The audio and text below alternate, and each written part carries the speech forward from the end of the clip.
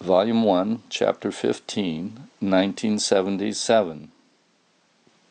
The more meditation, the more happy. Mount Everest Center. Susanna Parati stayed at Kopan. Lama Yeshe arranged for one of the Mount Everest Center boys to teach her. Tibetan and encourage her to focus on study rather than meditation. January 9th was my birthday, Susanna recalled. I got into a very bad mood and locked myself in my room. Someone knocked on my door and said Lama Yeshe wanted to see me. I went to his room and he said, "It's your birthday." I know. He had even organized a chocolate cake for me. My mother had given him a photo of my son and he told me not to worry about him. Lama took such good care of me. Before I was so elegant, but now I just cut a hole in a blanket and wore that. My hair was a mess, which Lama didn't like. He wanted it cut nicely and said I should dress better. He even got me to teach English to the little monks. It was so funny. After a few weeks, they were all speaking with Italian accents. The boys loved having Lama Yeshe at Kopan, but they all knew how powerful he was and how wrathful he could be. One night, when they were enjoying a slideshow in the Gompa with some Ingis, Lama burst in and struck out at any boy within reach. The lucky ones escaped through an open window. The Ingis were baffled because Lama had given the boys permission to attend. That wasn't the issue, he told them. I hit them because they were reading, because when they read text, they all fall asleep. But when it's something unimportant, they're wide awake. Lama Yeshe never played favorites, treated all the boys equally, and if problems arose, Lama fixed them. Every complaint was dealt with fairly. If someone did well, Lama praised him. Sometimes he was magical. One young monk who had been receiving treatment for recurrent outbreaks of painful boils sought permission to revisit the doctor in Kathmandu. Lama Yeshe delivered a hearty slap to the boy's back right on the boil, which burst immediately. "You don't need the doctor now. Just go back to class," he said. The boy never got another boil. Lama Yeshe monitored every aspect of the boys' life, from their diet and manners to the state of their bedrooms. He heard their prayers and supervised their daily chores, such as watering the garden and sweeping the courtyard and picking up trash. In general, Tibetans pay scant attention to environmental niceties, probably because there was very little inorganic garbage in Tibet. This is also true of Nepalis and Indians. But Lama wanted Kopan kept spotlessly clean. Every scrap of trash had to be picked up.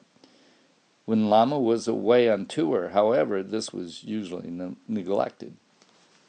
On one occasion, while Lama was away, a Westerner, shocked at the litter and garbage strewn all over the road around Kopan, complained it was like wading through a garbage dump.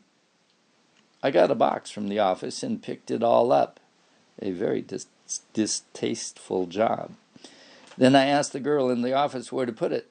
She called one of the little monks over, and, all smiles, he took the box, walked over to the wall, and dumped it all back onto the road. Water remained a problem at Kopan. Lama asked Peter Kedge to find a way to pump water from the spring at the bottom of the hill to the Gompa. Peter bought two Chinese electric pumps. A retaining tank was built at the same level of the spring and filled at night when the locals were not using it.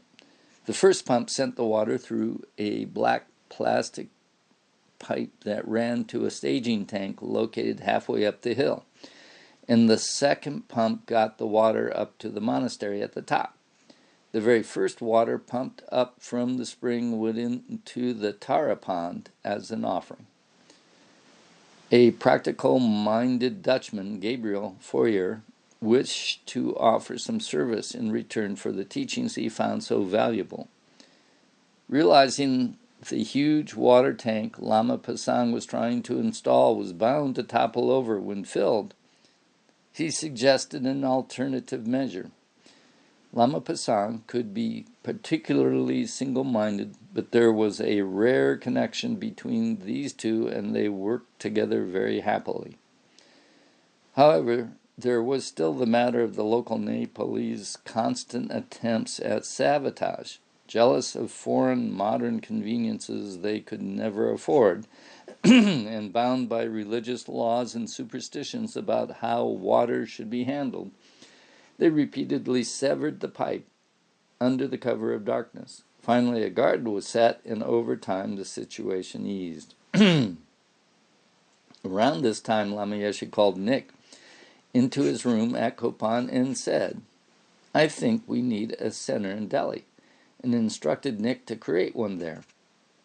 Unbeknownst to me, Lama had already told Sunita Kakaria the same thing at the end of the 1976 course, said Nick. She was really our only Indian contact at that stage. Most FPMT centers were established at the request of local students, so this was different, Nick explained. Lama's rationale was that the Indian people had been extremely kind to the Tibetans, in that they were the source of the Buddhism that went to Tibet, where it had been preserved and developed. More recently, India had offered refuge to 100,000 plus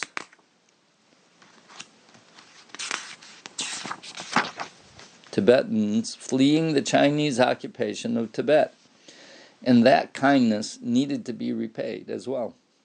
Since Buddhism had largely disappeared from India, the best way to repay the Indians' kindness was to reintroduce it there. So that would be the main mission of what Lama would call Tushita Mahayana Meditation Center. Nick then began spending much of his time in Delhi trying to find a suitable location for it. During that same month, Connie Miller, who was still living at Kopan and teaching English to the young monks, received a telegram from home.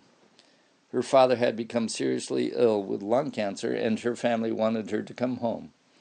Over the past year, while living and studying in Nepal, working with Mummy Max in both Kathmandu and Delhi, and teaching the Mount Everest Center monks, she had developed a strong commitment to Kopan and to Lama Yeshe and his work.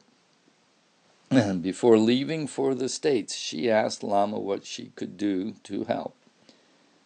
"My children are cold and sick. They need many things," Lama Yeshe said to her.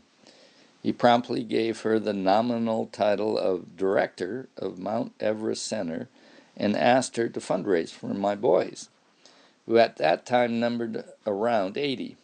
Connie flew back to the United States in February. Happily, when she arrived home, she found her father was doing somewhat better due to medical treatment he was receiving, having become a close friend of Karuna Ketan during their time in Nepal. She took a job working for his father's company in Los Angeles and used her spare time to fundraise for Mount Everest Center. Lama tailored his advice to his students' personalities. In February, after completing 18 months of undergraduate study in Nepal, Karuna was about to return home to California. Lama invited him for breakfast on his last day, and Karuna asked whether he should return to Kopan.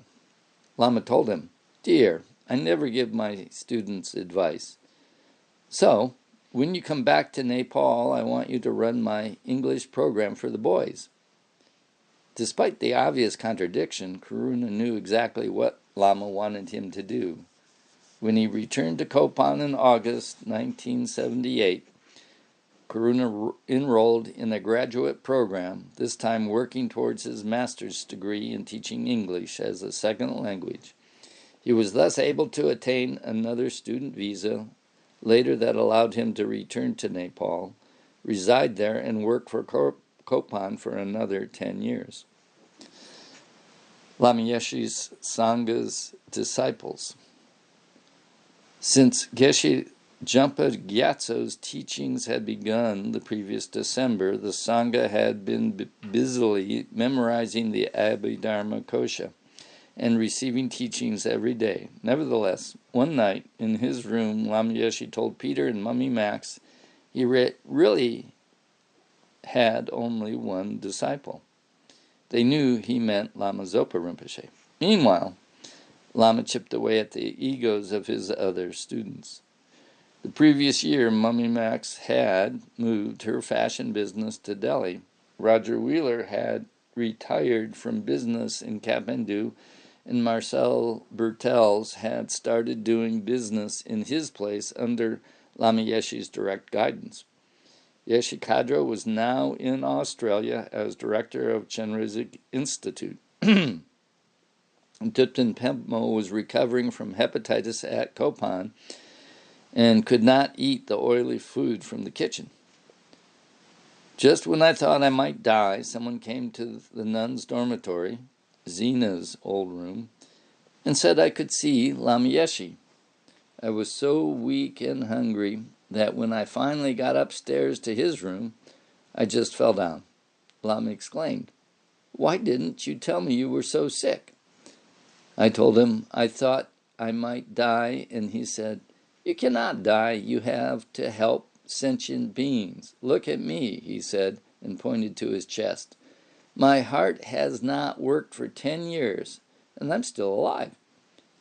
I make signature you are not going to die." He told me to wait and returned nearly an hour later with a big tray filled with food he had cooked for me himself. He told me to come into his big room where he was having a meal with Rinpoche, Lama Lundrup, and Lama Pasang. Lama said he wanted to watch me eat. I could only eat half of what he gave me. He told me to take the rest away and eat it later, and to return for breakfast in the morning. I ate with the lamas for the next few days. If Lama Yeshe saw me walking by, he gave me an apple. At one stage, he took my pulse, just like a Tibetan doctor does. Then he said, "Almost dead." I did not know whether to laugh or cry. Lama Yeshe told Pemmo the food in Nepal was not strong or nutritious enough to help her get well, so he sent her to Manjushri Institute with instructions to help Nicole. She was thus the second nun to arrive at Manjushri Institute. Lama had also asked her to start a magazine to connect all his students around the world. She duly tried to collect articles and teachings from various students and the existing centers, but it seems most centers were just starting to get organized and often didn't even respond to Pemmo's requests. Once again, Lama's enormous vision seemed to be far ahead of his students' reality. Lama also sent Dieter Kratzer to Manjushri, where he arrived 3 months after Pemmo. He sent John Landau and P.D. Shane, his acting secretary, off to Geshe Zopa's in Madison, where he would join them later in the year. Next, Lama turned his attention to his French nun, Elizabeth Drucker. She didn't want to leave Kopan. "You have to visit your family," Lama told her. "You have to connect again." He often told me to pray at the Tara statue over the little pond to gain confidence, said Elizabeth. He told me, Since Kopan was built, I don't worry about anything because Mother Tara is there, taking care. When I fell ill, which wasn't hard to do, at Kopan, he told me to go to the Gompa and drink some of the water from the Bumpa, the ritual blessed water vase that stands on the altar. He called it Dakini water. As the lamas prepared to go on tour again, Pelgay made a special prayer. Back in America, I had been a professional cook. I prayed that at some time I would be able to cook for the lamas on tour. I was a new monk and was convinced my prayer would come true because it felt so forceful, he said. It did come true, but not quite in the manner Pelgay hoped for. On tour again. The lamas and Peter arrived in Delhi with just a few hours to spare before they were to fly out, during which time they had a number of things to get done. Collect books to carry on tour and reorganize their luggage, among other things. We always carried copies of the Lama's first book, Wisdom Energy, with us, Peter reported. In 1977, Lama's new imprint, Publications for Wisdom Culture, for which Lama Zopa Rinpoche had made a disarming little drawing of a flying monk as its logo, produced their second book, Advice from a Spiritual Friend, by Geshe Raptin and Geshe Nawandarge. Lama had negotiated with his student, Brian Bretzford, to work on that book and paid him a small amount. I drew up the contract on Lama's behalf. The book was printed in Delhi by a friend of Sunita Kakaria. So now we had 2 titles to carry around, and the books took up 2 entire suitcases. On top of everything else, Lama wanted to buy a jeep for Tushita that very evening. As usual, we were staying in the Akbar Hotel in New Delhi, which is now long gone. I asked another student to go out and buy us 2 suitcases for the books because I had to rush off and buy this jeep, Peter recalled. We ended up in Old Delhi looking at an old Junga jeep that had been repainted a kind of pea green. Mummy Max came with us and we took it out for a run. The gearbox got very hot. Right from the start, Max thought it was a lemon. However, Lama insisted we buy it. At around 9 p.m., we struck a deal with the person selling it, who was highly suspect. A few months later, when I returned to Delhi, I drove it up to Dharamsala with Lama's brother, Geshe Tinley. It was a dreadful drive. When we finally got to Dharamsala, all the diesel fuel froze in the lines. We had to light a fire under the tank every time we wanted to start the thing.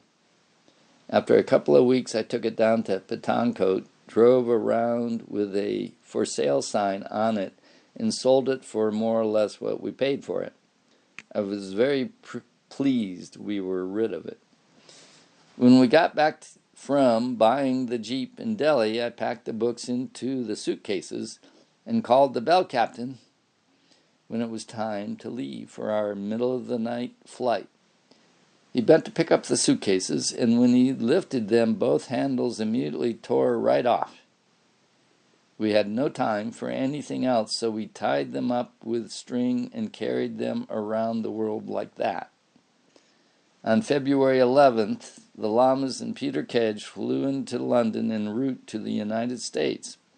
Harvey and 3 other Manjushri Institute residents drove down from Cumbria to Heathrow Airport and back, a day's solid driving, just to spend an hour with Lama Yeshe. The utterly daunting task of running the enormous, unbelievably cold, damp, and rotting priory had begun to oppress the 12 residents. They had been there a year now and were just beginning to discover the full extent of the dry rot. Lama's message for them was, "You can do." Just that was enough to fill us with confidence, said Harvey. In Italy, Lama Yeshe had asked Massimo and 2 others to find a new home for Instituto Lama Tsongkhapa. Geshe Rabten kindly assisted them by making divinations regarding locations where they should search. After looking at more than 100 properties, they came across a small 19th century Castillo about an hour away from Pisa, in Tuscany. Massimo sent photos of the property to Lama Yeshe in New York, and Lama immediately gave them the go-ahead to buy it. True to his word, Massimo's father put up most of the money for both the purchase price and subsequent renovation. And in March, Instituto Lama Tsongkhapa had a new home. The new center was located in the lush and rolling hills of Tuscany, where fields of sunflowers and wheat alternated with groves of tall cypress and pine trees. The Castillo was a large L-shaped building constructed of light-colored, rough-hewn stone with a traditional terracotta roof, located only 20 minutes away from the Mediterranean seaside. Pomai, a tiny village with only a few hundred residents, was less than half a mile away.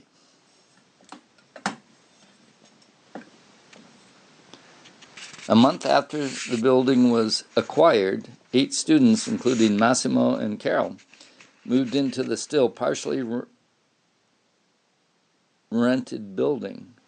They all slept together in one room while preparing other parts of the building for Geshe Rabten's visit in May. After his course on Kadampa Geshe Chekwa's 7-point thought training text, 2 more students moved in, followed in July by the center's democratically elected spiritual program director, Piero, and secretary, Claudio. From Geshe Rabten's teaching on thought transformation. There are many ways of transforming the mind. The method presented here is intended to turn the mind from non-virtue to virtue. For instance, if we set about training our body, first we feel stiff and awkward. After performing physical exercises, however, our body becomes subtle and agile and can adopt many postures that previously would have been difficult. It is evident that the body can gain a greater degree of flexibility by applying the appropriate exercises. And the same is true for the mind. Initially, we may have to endure many difficulties and hardships, but by making a concerted effort, we can make our mind very subtle. Endowed with this quality, we may then engage in a great many skillful activities.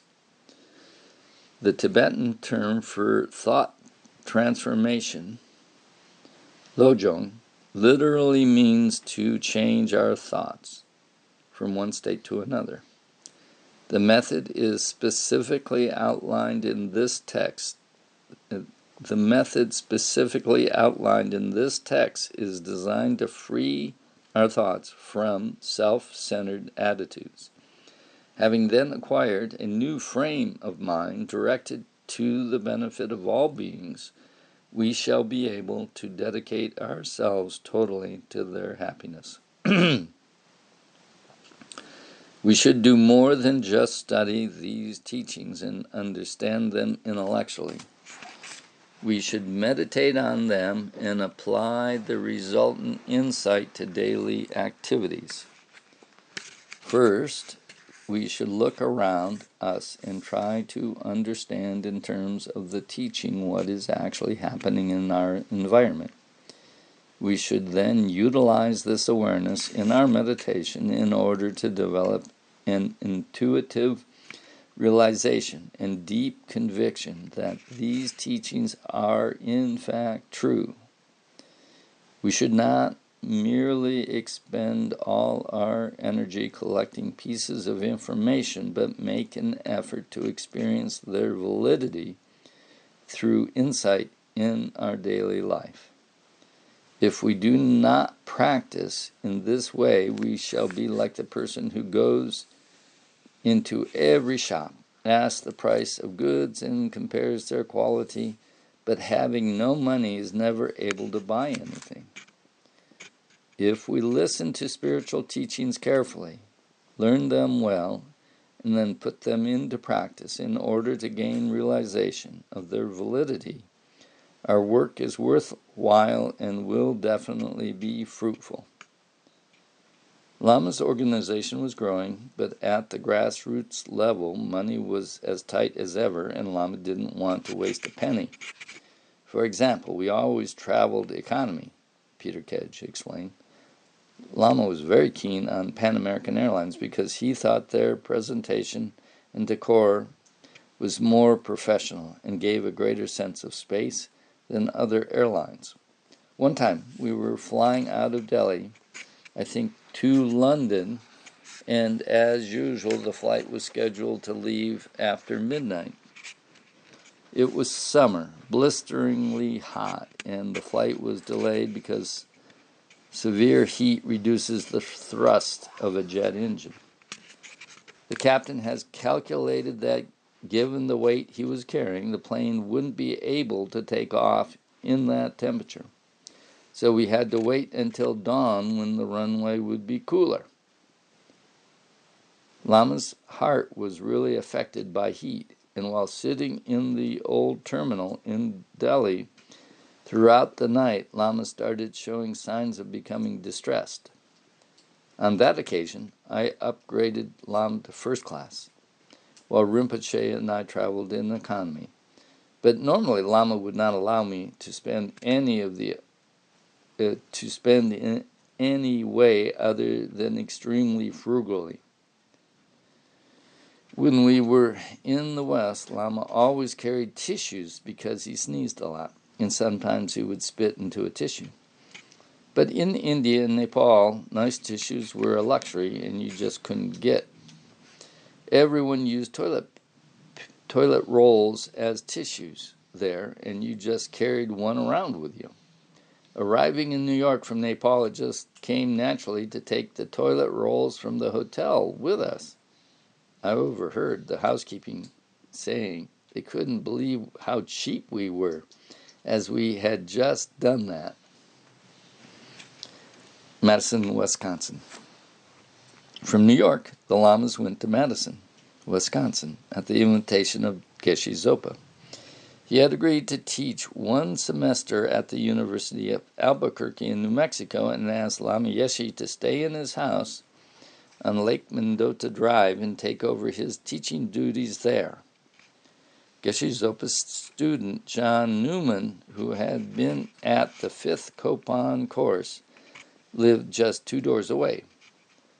Kamlan Rinpoche and his wife, Patrice, a student from the 7th course, also lived nearby. The Lamas arrived in Madison on February 15th, and once again, Peter Kedge set up office on top of his suitcase. 2 days later, he wrote to Frau Dor Kolf with a title Lama Yeshe had suggested for the course she was scheduled to teach at Manjushri Institute at the end of July. The Meeting of Eastern and Western Psychology, an introduction to Jungian psychology by means of the Sandplay method. Lama Yeshe would also be giving teachings at the same time, so he proposed that the two groups meet for occasional discussions. John Newman acted as attendant during the Lama's stay in Madison. Every morning between 3:30 and 4, I made tea for Lama Zopa Rinpoche. He was always awake and doing meditation when I arrived. Lama Zopa got me into Tibetan Buddhism, which altered the course of my life. I completed a PhD program at the University of Wisconsin, learned classical and spoken Tibetan, and Sanskrit and became a professor of Asian religions. I also spent much of my personal time drinking jasmine tea with various lamas. Another Madison student, Colleen Mortensen, made a huge full cream cheesecake for Lama. He tried a piece for his afternoon snack. "Wow, tell that lady bring more." She then brought another.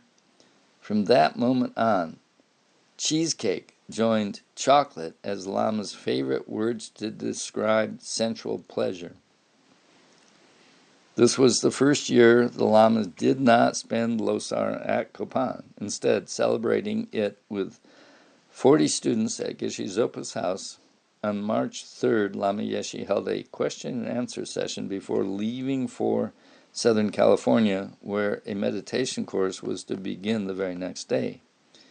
There was no rest, no pause, and people everywhere were depending on him. The Yucca Valley course. 100 people enrolled in Lama Zopa's Rinpoche's 2-week Lam Rim course at the Institute for Mental Physics at Yucca Valley, a residential retreat center in the Californian desert east of Los Angeles. Rinpoche explained. The word Dharma is Sanskrit. Dharma means holding up. For example, if a person is about to fall over a precipice, then holding them back from falling means to hold them back from getting hurt or killed. Dharma is a method that protects us from the dangers of suffering and unhappiness. This is the meaning of Dharma. In the West, there are many different kinds of knowledge: psychology, education, psychiatry, and so on. What are all these for? What is their purpose? All of these different methods are to bring about greater happiness instead of suffering. In the same way, the Dharma is a method for happiness, and the Buddha Dharma contains all the various methods that are taught through education that have different names. All this knowledge is contained in the Dharma, with nothing missing. The greatest problem for everyone, for even the tiniest creature, for every human being, is exactly the same: wanting happiness and not wanting suffering. Every living being hopes that the methods they employ in trying to attain happiness will be successful, that whatever they decide to do will work. The problem is that in trying to achieve happiness and eliminate suffering, they generally employ only external methods. They believe that happiness and suffering are caused by external factors. This is, in fact, a basic wrong conception. Both happiness and suffering are internal. They are both mental phenomena. They are not external, not physical. And the causes of happiness and suffering are also internal and mental. They are not external nor physical. The causes of suffering are in the mind, and so to eliminate suffering, those causes need to be purified and cleansed. In the same way, the causes of happiness are also internal in nature. So in order to achieve happiness, we must establish those causes in the mind. Let's look at a simple example. Let's say that someone steals your tape recorder. When you discover that your tape recorder has been stolen, at first there arises a sense of clinging. Your mind becomes so unhappy, anger arises, and depression. But in that very minute, if you were to think that you should actually make charity, if you think how extremely kind of this person has been to me, how helpful he is to give you this opportunity to make charity, then right in that moment there is a realization in the mind. If you totally determined in your mind to give your tape recorder to that other person right then, in that moment when the decision is made, there is a true realization in the mind. You experience peace in your mind. Within just 1 minute, the mind has been changed from suffering to happiness.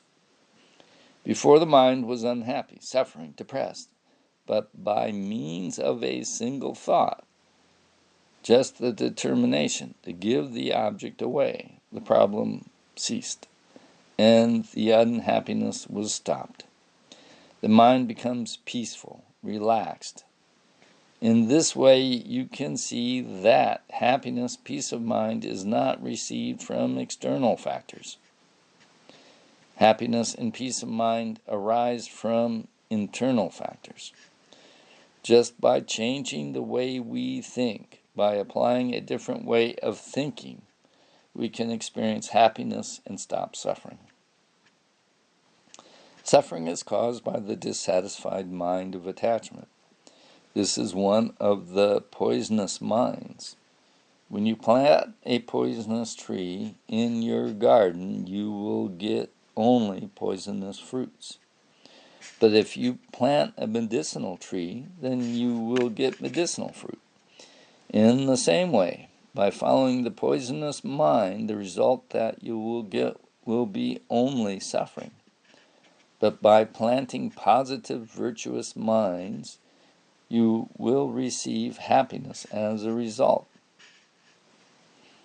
During Rinpoche's course, Lama Yeshe gave a couple of talks. Among those meeting him for the first time was Jackie Keeley. He looked very sick, all soft and squishy, and his skin was a yellow-gray putty color, said Jackie. This gray little man walked into the big room, climbed up on this huge throne, and sat in meditation. By the time he spoke, he was big, golden, and powerful. I was impressed. I wore dark glasses to every talk Lama gave because I cried through every one.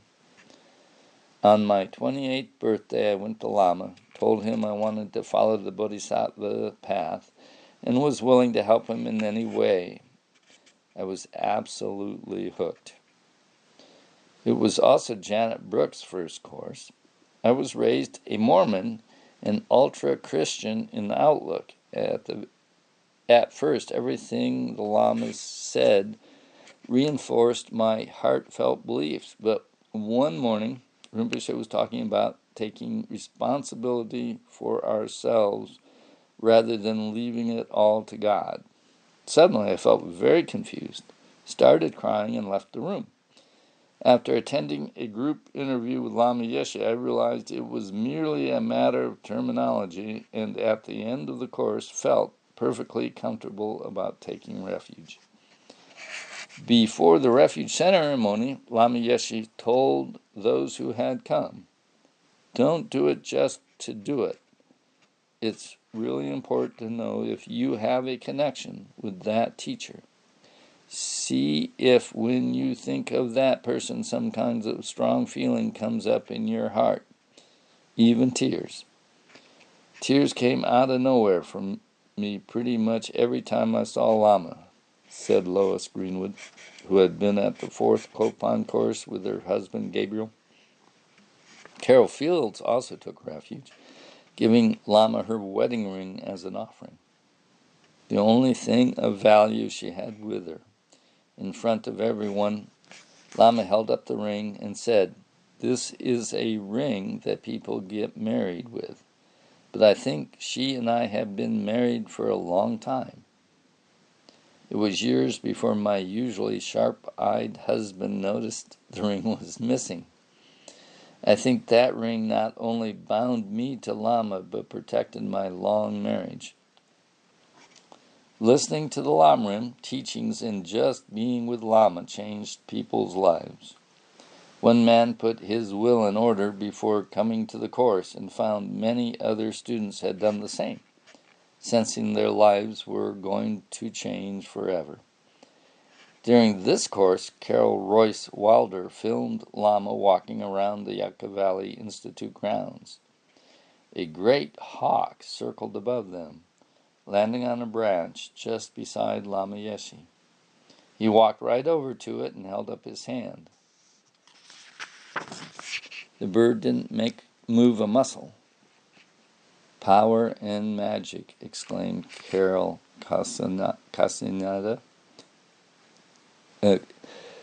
"Power and magic," exclaimed the Carlos Castaneda devotees. Indeed, Lama Yeshe seemed to connect powerfully with many animals, even cats. Cats were quite rare in Tibet, and Lama would have had little contact with them before coming to the West. Nicole Couture was present when Lama once pinched the tip of a cat's tail, which made it walk backwards like a little robot. Nicole tried that later with the other cats, but with no success whatsoever. The second half of the month in Yucca Valley was devoted to a retreat focusing on Vajrapani, for which 140 people were enrolled. Lama Yeshe delayed the initiation by 1 day for the sake of a student who was late. A qualified tantric guru should know the state of all his disciples' minds 24 hours a day. If he doesn't, he's not qualified, he told them. With typical modesty, he declared himself unqualified, but repeated that a guru must be able to determine whether a student is capable of keeping the tantric vows. He explained that these could be withheld for certain people during the ceremony. It was very important to Lama Yeshe to do everything possible to maintain the strength and purity of the tantric lineages. He was so generously transmitting to his students. There was always a little competition among the students when it came to performing some personal service for Lama Yeshe, right down to who would have the honor of bringing him the freshly squeezed juice he liked to sip during teachings. He often visited the kitchen to chat with the Sangha, who washed the dishes. Soon it became clear he was spending extra time with Chuck Thomas. "John Landau and I spent quite a bit of time with him privately, just hanging out," said Chuck. "At the time, I didn't realize how lucky I was, and so I mainly wasted the opportunity. Once Lama was laughing so much he just leaned over and threw up into the garbage pail. We realized Lama's body was barely sustaining him. He told us quite plainly that he kept himself alive with his own psychic powers." Lama Yeshe, an avid TV watcher, was intrigued by advertisements and knew the advertising industry didn't bother with an idea unless it was going to work for them. He saw how advertisers used enthusiasm and exaggeration to sell their products, and would sometimes half-jokingly inject the same qualities in his Dharma talks. "This emptiness, shunyata, it is the best one. It is fantastic. Wow." He also knew that slang was powerful.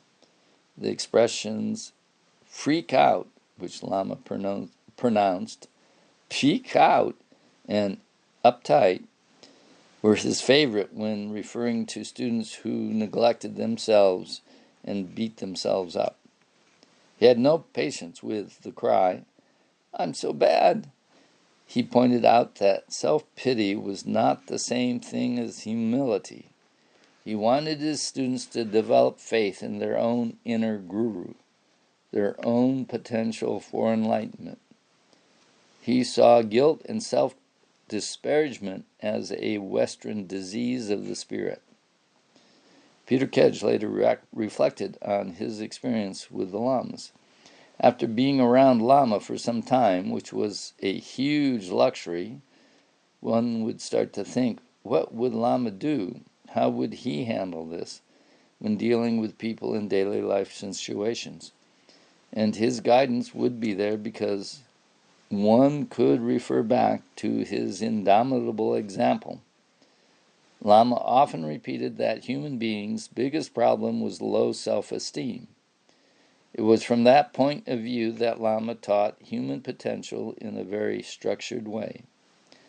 The way Rinpoche's Lamrim teachings at Kopan unfolded into the various initiations, Chenrezig, Tara, Vajrapani, Manjushri, Vajrasattva, and the Vajrasattva retreat, was like a huge doorway for everyone to pass through. There was a method in this unfolding. The seed syllable meditation was really an extract from the 6 yogas of Naropa. It was Lama's method of taking the essence of the Buddha's teachings and presenting it without any cultural or other form of packaging. It was pure essence taught in the manner, language, and context that people, especially we young people in those days, were really able to understand. Several times it occurred to me that Lama Yeshe was Lama Tsongkhapa. Lama Tsongkhapa had himself absorbed and then presented the Buddha's teachings in a manner appropriate, acceptable, and relevant to people in the 15th century Tibet.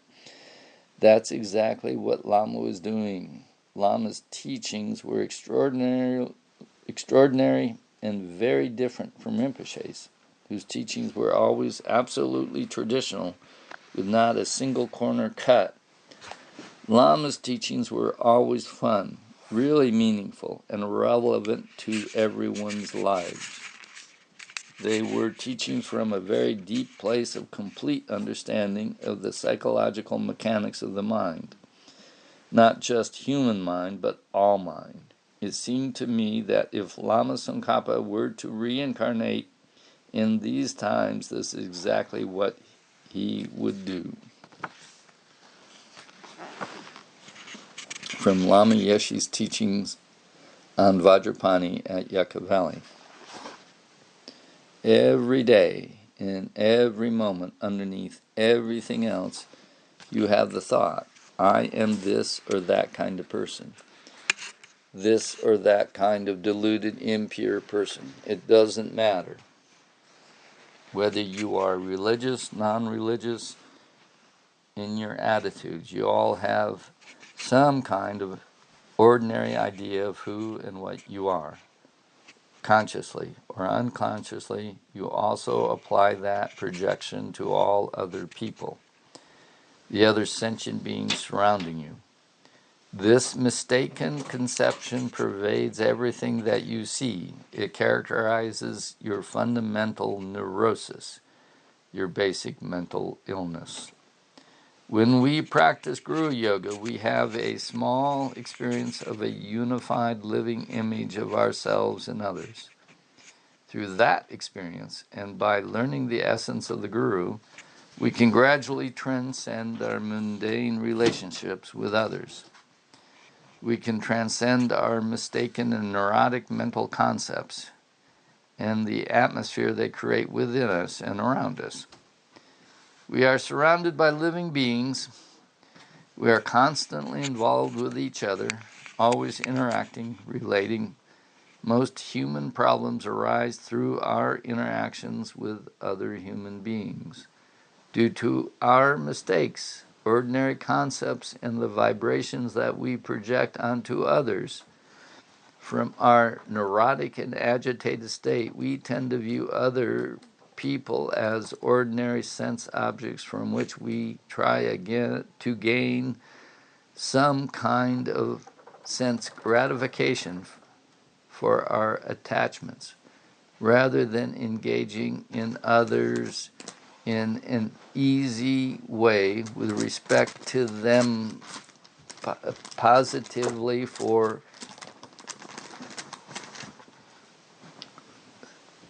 in an easy way with respect, seeing them positively. For example, perhaps it is possible to transcend such an ordinary view by transforming all sentient beings into the form of Vajrapani, so that your mind is automatically energized with an attitude of loving kindness and wisdom.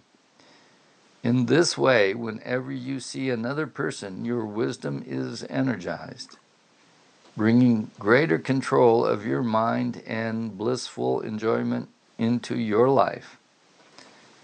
The purpose of practicing Guru Yoga and the yoga method of Vajrapani is to release all the impure, depressed, dissatisfied energy within you by visualizing and actualizing such a transcendental vision. The specific way that we practice the Guru Yoga of Vajrapani, the process of dissolving, sinking, unifying, enables us to purify the dualistic mind and discover total unity. This is its purpose. Our ordinary existence is rooted in separation. Everything is fragmented because of our mistaken and exaggerated conceptions. Even though we are so disconnected and living in a world of our projections, we have the strong impression that we are completely crowded. This crowded feeling needs to be released. It is true, many times the projections that we have are completely unreal, non-existent. But because we believe them, we experience them as if they exist. A good example, sometimes when you are afraid and insecure, perhaps in a dark place, you imagine seeing something out there. You think, maybe somebody's out there. You look out into the dark at a clump of trees and see something moving there. Nothing is actually there. Nonetheless, you see something. Something seems to be there, and it appears to be real, even though it is not, just like that. Another example is when we always think that there is something physically wrong with us, constantly saying, this hurts, that hurts, this hurts, that hurts, even if there isn't really anything wrong in all those places. Pretty soon you start to actually have pain because you believe your projections. Therefore, having such a unified, transcendental recognition of ourselves and others as the deity is so important. This is how we train our minds to perceive reality positively without our ordinary agitated negative vibrations. From the start of retreat, all students should see themselves in the vision of the radiating rainbow body of Vajrapani. Contemplate and be aware of this as much as possible. All the time, observe closely. If you can do this, then your retreat becomes a transcendent process. Also recite Vajrapani's mantra continuously.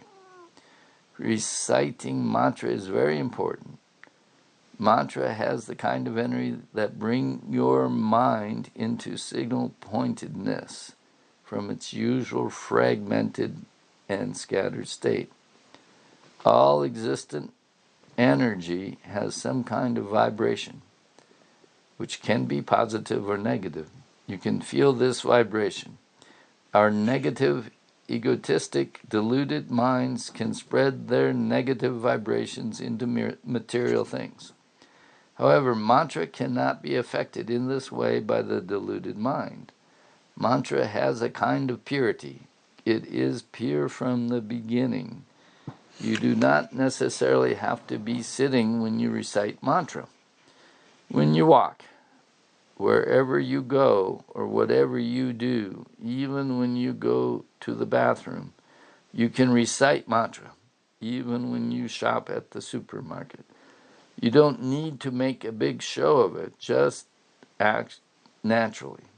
You don't even have to recite verbally. You can recite mentally.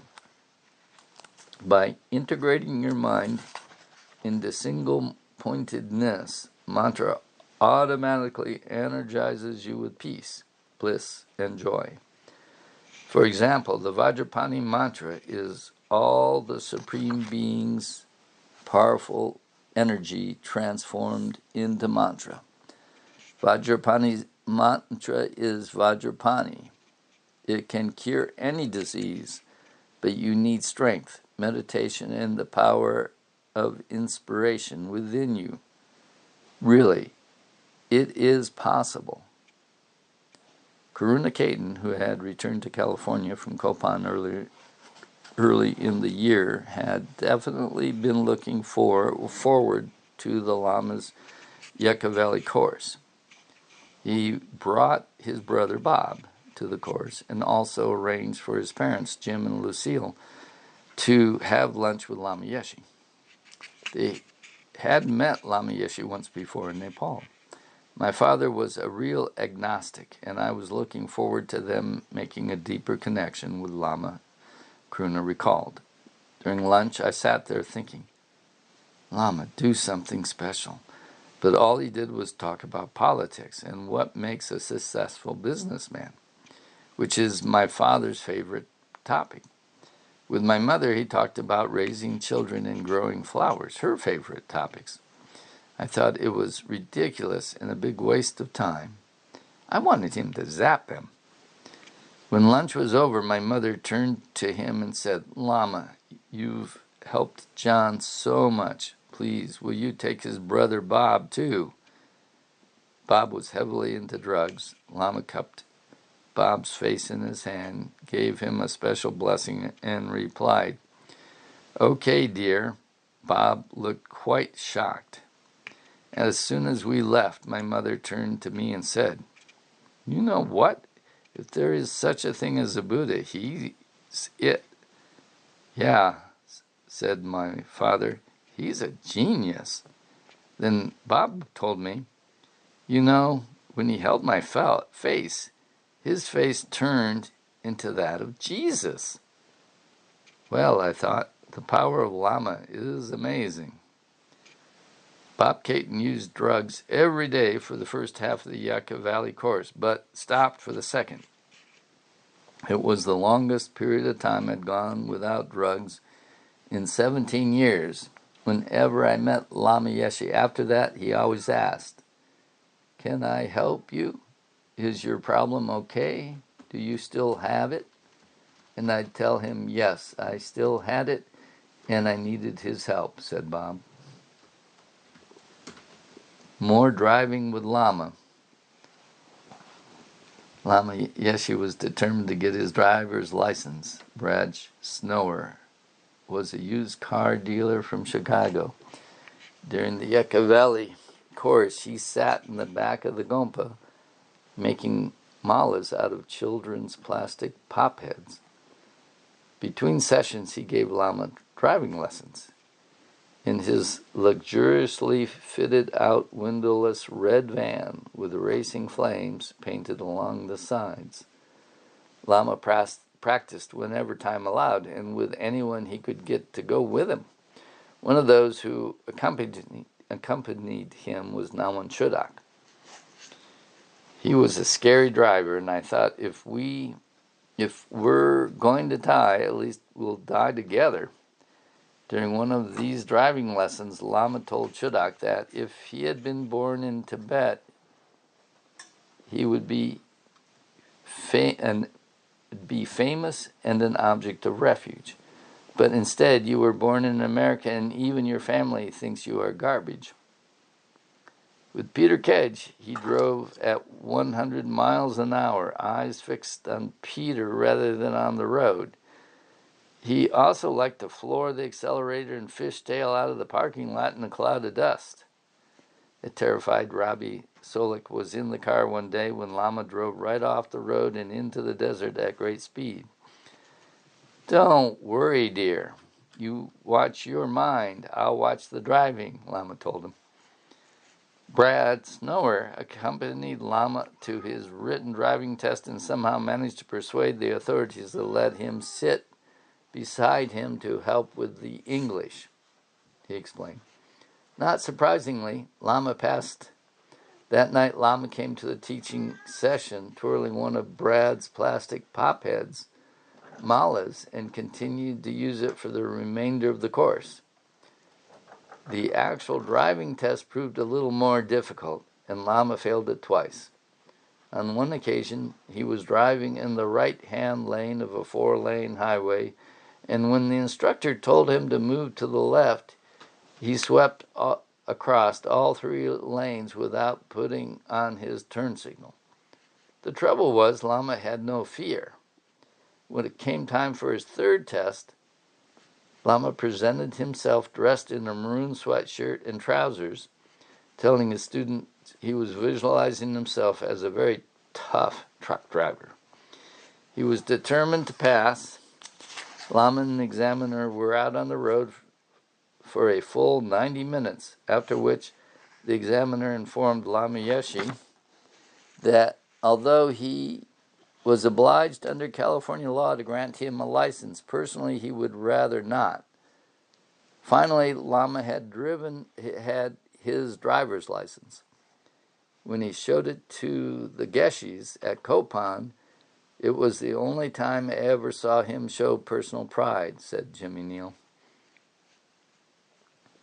Vajrapani land donated.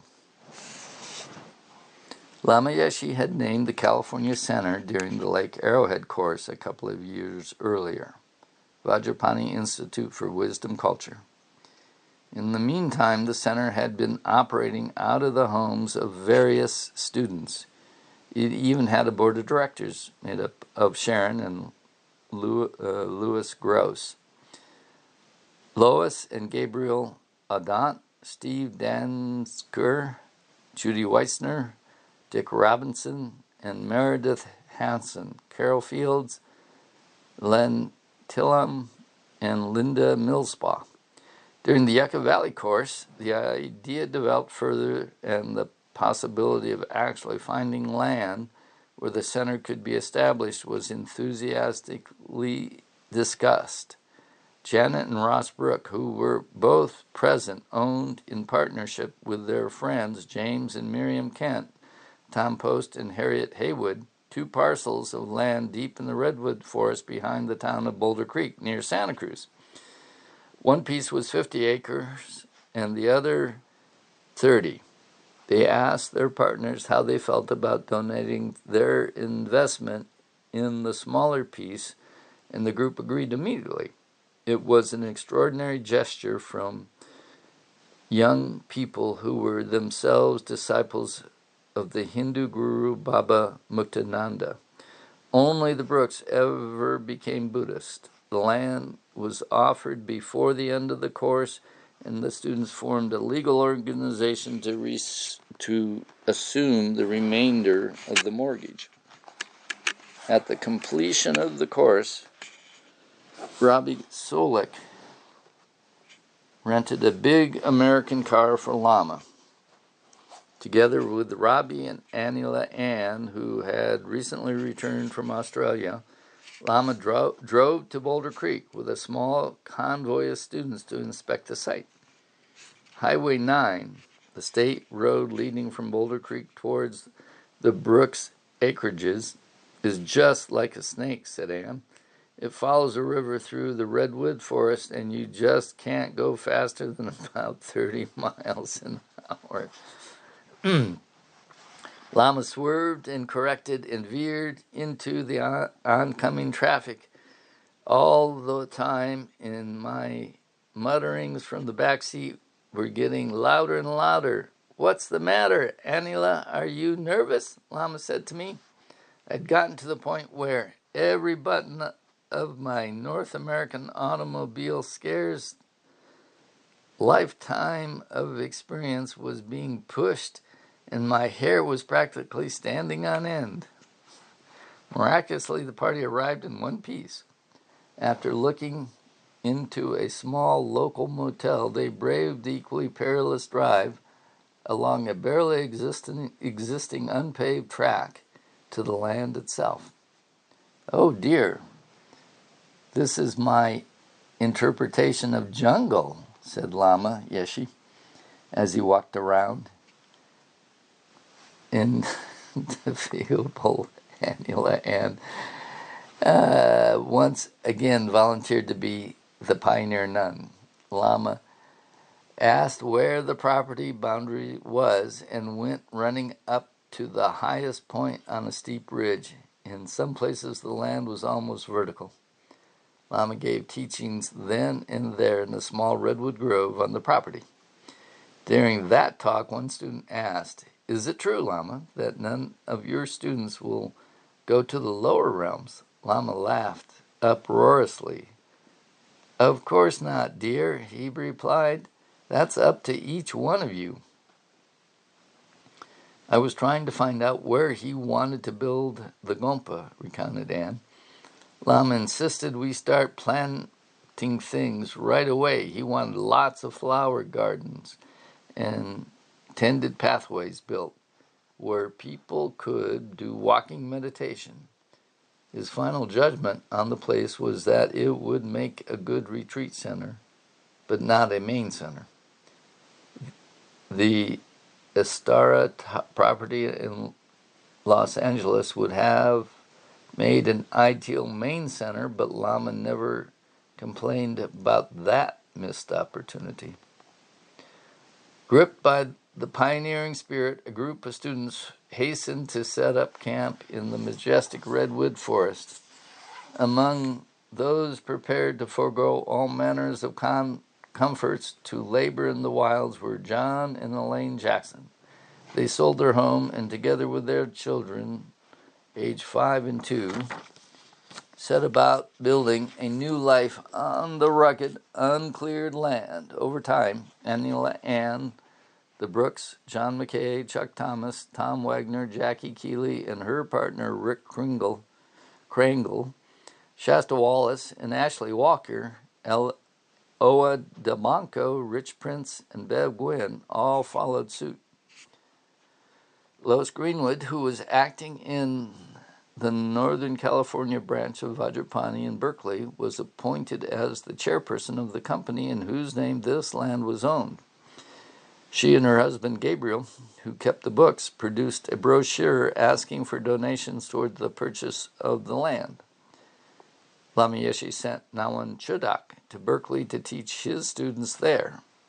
Vajrapani North was operating out of the Berkeley home of Sharon and Louis Gross, who had moved back there after Yucca Valley course. Chodak, together with his family, wife Lisa, and their 2 boys, Thor and Amrit, moved in with Sharon and Louis and led weekly meditations for the community. Meanwhile, Lama Yeshe's students in the Los Angeles area had rented a house in Santa Monica to serve as their Dharma Center, which they called Sarah House, after Sarah Monastery. Lama sent Thupten Pendi there to live and serve as its resident teacher. Disneyland. From Boulder Creek, Lama Yeshe returned to Los Angeles and made the obligatory pilgrimage to Disneyland. He got into a van with 8 students and, pointing to the driver's license in his pocket, declared, "I'm driving." "Oh, Lama, it's all freeways, and you haven't ever driven on a freeway," exclaimed Judy Weissner. "I'm driving. I have a license," insisted Lama. Judy and Carol Fields got into one car, and Sharon Gross and Francesca Hampton into another to tail him. "We realized very quickly that this was going to be one of the wildest rides of our lives," said Francesca. "We could see Lama chatting happily with the people in the van. When he got absorbed in the conversation, his speed would drop to 30. When he concentrated on driving, it would shoot up to 80. He changed lanes with abandon, claiming 3 of the 4 as his own private territory. Carol and I bracketed the lanes behind him so no one would be tempted to pass too closely. We had to get him off the road. The van was full of new students who thought it was okay because it was Lama. Afterwards, I screamed at them that Lama knew Dharma, not freeways, and it was up to us to protect him. We drove up beside him and motioned him to pull over, but he just waved and smiled. Without looking at the road ahead, he nudged trucks to the passing lane, and the screeching of brakes didn't faze him at all. Finally, he had to stop for gas. Carol and I got out of our cars, ashen-faced. I said, "It's about your driving, Lama." "No good, dear?" he asked innocently. "No good," I agreed with relief. Carol said he simply could not drive into Los Angeles. "Maybe too much wind, dear," he mused as he handed over the keys. Lama had a fabulous time at Disneyland. His delight was captured on film by Carol Royce Wilder and her husband Michael. With Elton John's Crocodile Rock as background music in Disneyland's haunted house, Judy asked Lama if he was scared by the holograms. "Why should I be scared, dear? It's just like the Bardo. I've been there many times," he replied. His enthusiasm so exhausted Judy, she begged off, accompanying him on the ride into outer space. "But we've all been around the world, dear. Don't you want to go into outer space with me?" he asked her. Lama Zopa Rinpoche wasn't with them that day, preferring to stay in the house absorbed in prayer and meditation. Lama came back and said I had to go because the automatic mechanism and how things walked and talked were so incredible. So I went. At first I thought, well, paper is paper, wood is wood, iron is iron. What is there to look at? I went on a boat that went under a bridge and gave the appearance of a whole load of garbage falling on your head. Then we went under the water, and there was a mermaid, half lady, half snake. I was very surprised to see a Tibetan Naga in Disneyland. It was the roller coaster that finally got Rinpoche's attention.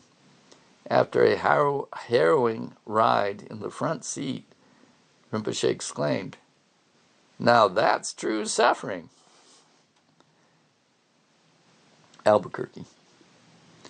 On April 7th, the Lamas and Peter Kedge flew to Albuquerque, New Mexico to spend 3 days with Geshe Zopa. With no room to spare in his own living quarters, Geshe Zopa arranged dormitory accommodations for them. Thupten Yeshe wanted to see a Native American reservation, so one of my students, a very nice older man, lent us his very old car, but it broke down, so Peter rented a nice one for us, said Geshe Zopa. We drove out onto this huge plain. Lama Yeshe asked me several times if he could drive, but I told him no. It was too dangerous. Lama Yeshe was never going to argue with his teacher. On April 10th, Lama gave a talk at the Philosophical Club in Albuquerque. At the end of this visit, Rinpoche returned to Nepal to lead a Nunye in Laudo, attended by 100 Sherpas and 17 Ingis. Madison Chuni Namche. A couple of days later, Lama Yeshe and Peter were back in Madison, Wisconsin. Once again, Lama stayed in Geshe Zopa's Lake Mendota drive home. John Landau and P.T. Shane rented a house just down the road. Lama planned to stay there for 6 weeks and teach another of Maitreya's 5 treatises, discriminating between the relative and the ultimate. Sanskrit, Dharma, Dharmata, Vibhaga, Karika. Tibetan, Chodong, Choni, Namche. John Landau worked with Lama Yeshe to create a simple English translation of this relatively short work. On the first day of his commentary, Lama Yeshe explained, "The entire subject matter of this work is included within these 2 terms, Dharma and Dharmata, relative and absolute phenomena. In this work, the term Dharma also means samsaric phenomena, while Dharmata signifies the phenomena of liberation or nirvana. So in this context, what exactly is Dharma? It is the dualistic mind, This is the superstitious mind which perceives a dualistic vision. As such, it is the cause of the uncontrolled, agitated life, and from this cause of the agitated life come uncontrollable sickness, uncontrollable death, uncontrollable rebirth, and all other forms of the uncontrollable confusion. All these samsaric phenomena come from one root, the dualistic mind perceiving the dualistic vision, what we may call namtag, or superstition. This is something we have to understand. This word by Maitreya explains that the dualistic mind is always involved in some form of competition. This is the major characteristic of modern life, isn't it? When we consider the Western way of life, and particularly American culture, everywhere we look we see competition. There is always some kind of contest going on. Take a simple example. The man next door buys himself an expensive car, and as soon as we see it, jealousy begins to arise in our mind. He has such a good car, so big and comfortable. Where does that leave me? I'll have to do something about that. I'll have to get myself an even bigger car. As far as material progress is concerned, such a competitive spirit is good. But as far as our mind is concerned, it is not good at all. Why not? Because it only makes us more agitated and conflicted. This is the symptom of the dualistic mind. We call it dualistic because as soon as one thing appears to our mind, we look around for something else to compare it with. That shows our dissatisfaction, the way in which we are always searching for something newer, something better, something else. This is the way our dualistic mind is. This is how it works. This syndrome of the dualistic mind is true for everyone. It doesn't matter whether you are a religious person or a non-religious person. Buddha's teaching describes the way things are. This is not a religious trip we are talking about. It is not Buddha's trip or some lama's trip. Whether you are religious or non-religious, intelligent or dull, as long as you have a dualistic mind. Whether you are religious or non-religious, intelligent or dull, as long as you have a dualistic mind, conflict is always arising. Sometimes it appears on a gross emotional level, sometimes it works on a subtle, unconscious level, but as long as there is the dualistic mind, there is some form of contradiction and conflict going on. The dualistic mind is functioning within you right now, and if you just take a look, it is easy to understand and experience how this mind is playing games with your life, games that only lead to misery. You can see just how this mind leads to restlessness, frustration, and dissatisfaction. And when you release that dualistic mind, you are a Buddha, or whatever you want to call that state of complete freedom. At that point, you can call yourself a liberated lady or a liberated gentleman if you want to. It doesn't matter. In short, cessation of the dualistic mind is liberation, the experience of ultimate reality. When John Landau assisted Lama Yeshe in preparing the teachings he was to give, P.T. Shane helped with secretarial work and housekeeping. Lama wrote to one student about the way a woman's mind worked, said P.T. He said a woman could think through something, make up her mind, think it through again, and change her mind faster than a man could think it through once. Lama's health continued to be a concern to those around him.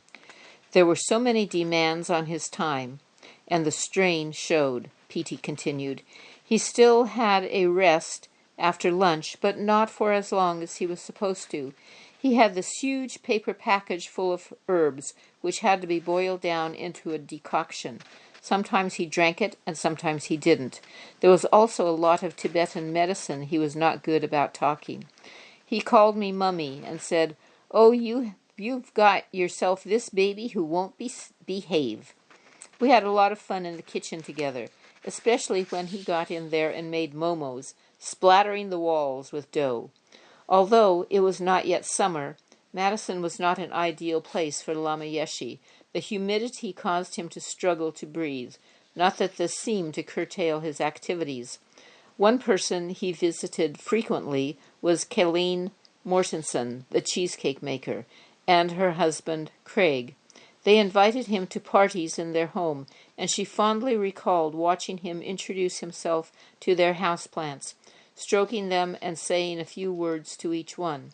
Despite his breathing difficulties, he played frisbee enthusiastically in the front yard, much to the delight of the neighbors. One night they put up a sheet in the background and showed slides of Kirlian photography, in which Lama had become very interested. Lama Yeshe also went to the Zeffirelli movie, Brother, Sun, Sister Moon, on the life of St. Francis of Assisi. He said it was the best religious movie he had ever seen, adding that he really hadn't cared for Conrad Rook's Siddhartha. John accompanied Lama to the English classes he attended regularly on the other side of Madison. Naturally, Lama wanted to drive. I was always telling him to slow down, John explained. But they take advantage when I slow down, Lama replied. He was fearless in everything, and that included driving. Saying mantras while sitting beside him was the only way to keep sane.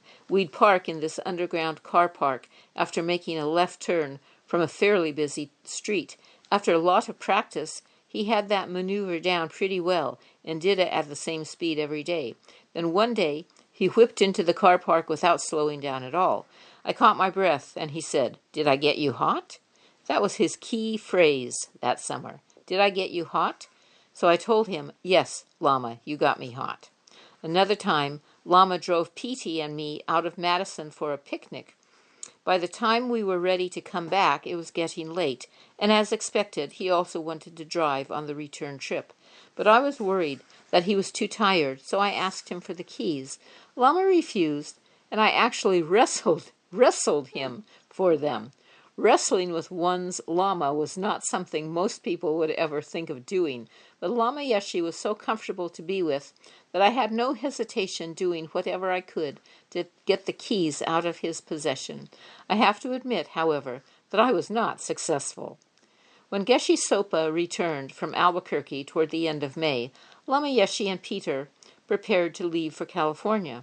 On the day of their departure, they were running late as usual, and John rushed them to the airport. I'm basically a cautious, law-abiding kind of guy, and certainly no risk-taker as a driver, but on that day I pulled out all the stops and drove them to the airport as fast as I could, even driving off the road at one point to pass another driver. Lama was very pleased that I allowed my wild side to come out and whistled his approval.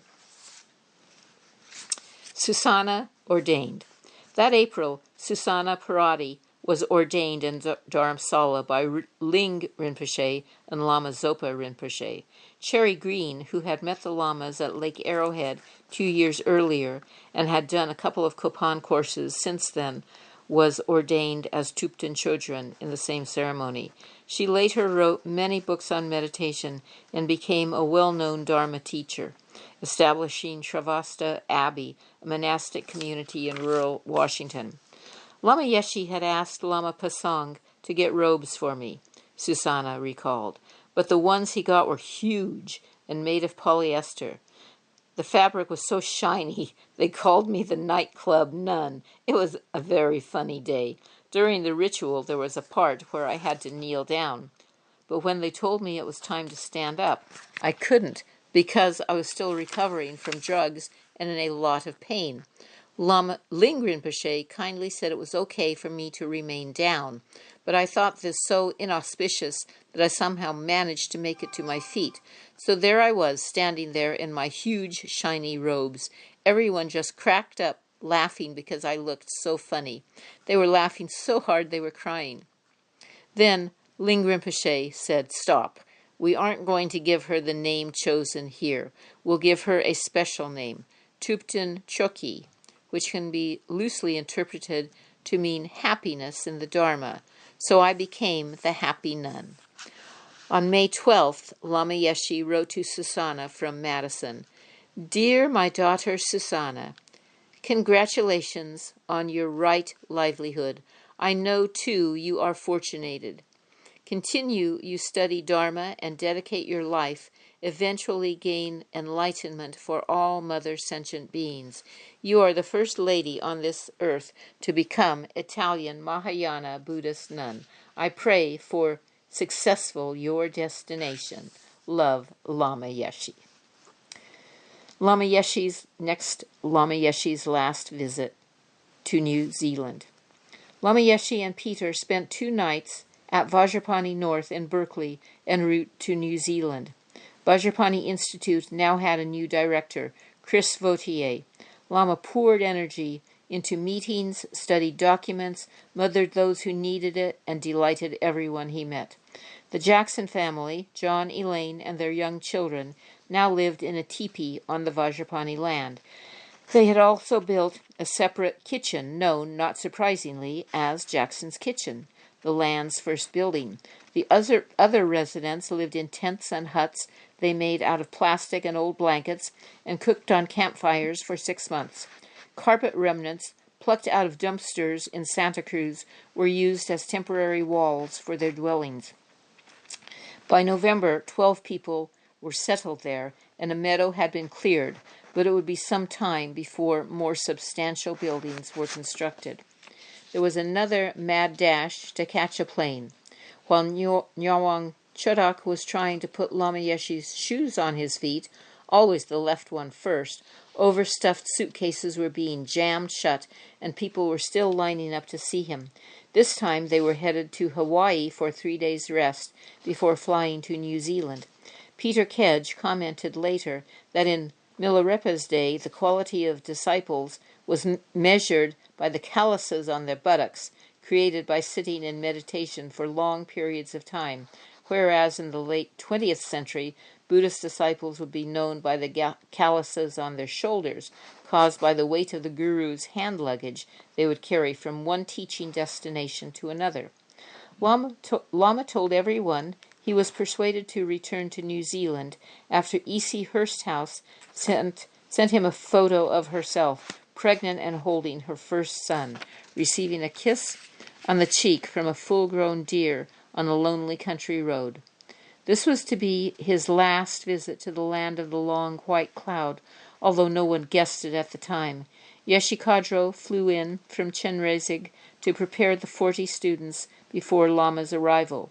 Dorji Chang Institute for Wisdom Culture was the name Lama had given to the first Tibetan Buddhist center in New Zealand when E.C. Hursthouse wrote, asking if she and her husband William could start one.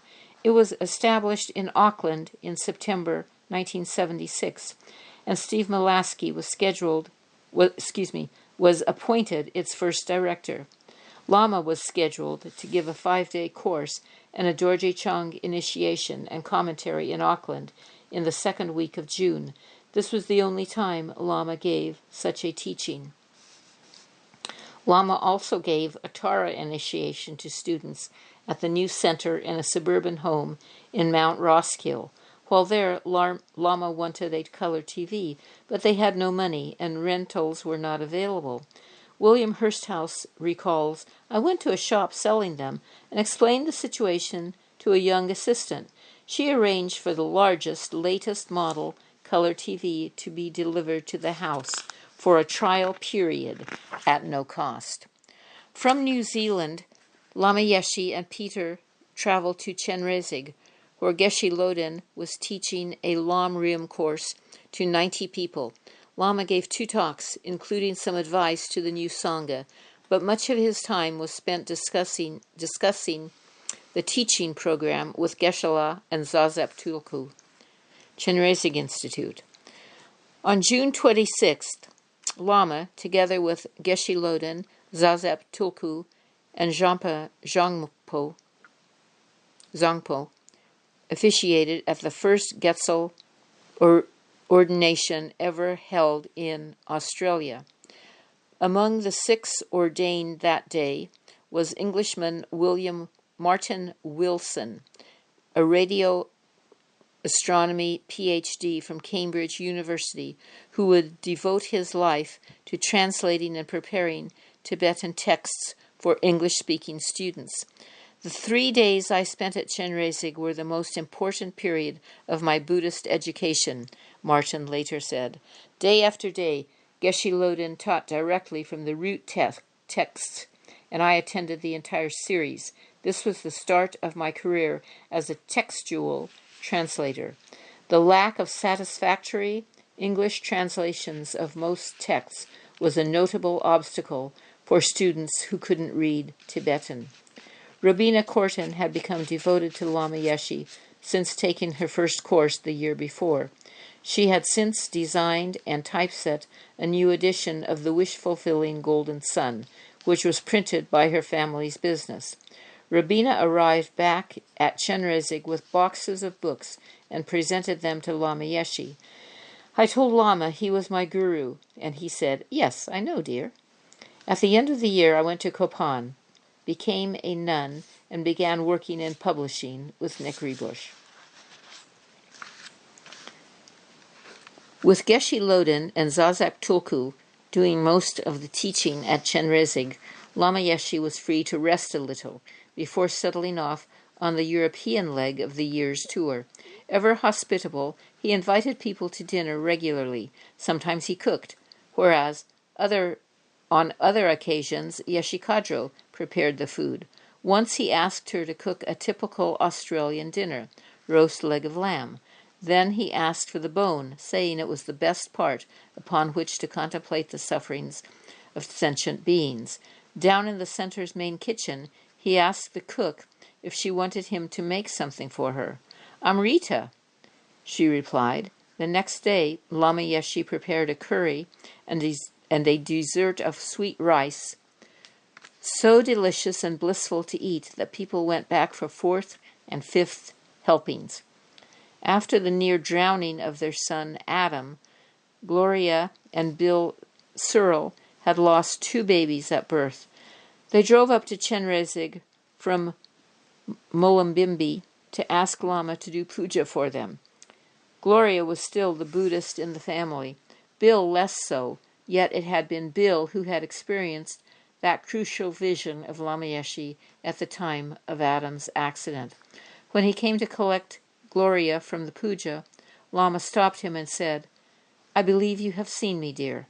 Referring to Adam's near-drowning accident, Gloria said, "It was still too much for me to think about. I really couldn't deal with it." Adele Hulse was at Chenrezig that year. The previous year, Lama Yeshe instructed me to edit a manuscript of his teachings on the Chenrezig yoga method. I had completed the editing and brought him a spiral-bound copy of the manuscript. "Remember I said when you have a question, you ring bell? So here is a bell," said Lama, presenting me with a green glass bell. A moment later, when I turned my back, pow! He struck me a blow between my shoulder blades with his fist, just as he had done in Switzerland in 1975. That time, I barely dared to look at him. This time, I spun around and said, "You did that before." He was giggly, all smiles, eyes shining. "Yes, dear, what do you think?" I said I didn't know. "Sometimes, you know, Lama beats," he said, like he was giving me another present. Yeshe Kadro said later that sometimes he hit her that way too. A blow from one's guru could eliminate much bad karma. Maybe it was to purify my next mistake.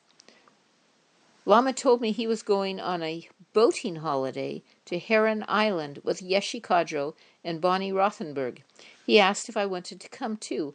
I refused, preferring to go to Sydney and party with a highly unstable and very temporary boyfriend. I was very ashamed of that later and asked Lama if I should become a nun. He shrieked with laughter, and when he recovered, he said, "No, dear, not you." After their holiday, Lama flew to Melbourne, where he and Peter Kedge were again guests of B. Rebush. Bonnie had moved Tara home into a large rented bungalow. To support it, Dorian Rebush opened an organic food shop nearby. But nuts, pulses, and brown rice could not be purchased there, as they were not yet proven to be fully organic. This was the very first storefront business to operate on behalf of an FPMT center anywhere. Although some students worked very hard to make it a success, it lasted just 1 year. However, during that time, it provided food for Tara House, paid half the costs of a large Shakyamuni Buddha statue, and bought some solid antique library furniture for the center. While in Melbourne, Lama had time to get together with David Templeman, this time at his house. When Lama said he wanted to visit, I asked him what we would do. He said, "Oh, we'll sit, talk, cook, and make some tea," which was all we ever did. Lama was very helpful with my Tibetan language, going through texts meticulously with me. His pronunciation was just superb. He treated my efforts at classical Tibetan with great dignity and respect, and never glossed anything. When we left the kitchen, we walked into my little study, where I had a most unremarkable collection of Buddhist statues, except for one I had always treasured. It is just a misshapen lump of bronze, about 2 inches high, but there is a shape to it, and with half an eye you can just make out green Tara. I bought it in Nepal in 1969, after seeing it in a shop many times. Lama walked past my bookshelves and suddenly stopped in front of this statue. He immediately threw back his Zen and prostrated on the floor many times. Then he said, "This is a very ancient and beautiful statue of Tara. You must always treasure it." And of course I always have, but it was as though the statue had called out and spoken to him.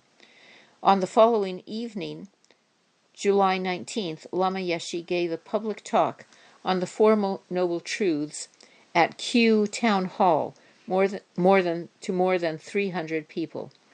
Max and Maggie Feldman lived outside the city with their 2 very small children. Maggie was planning to attend Lama's talk, but, ever practical, he put her off.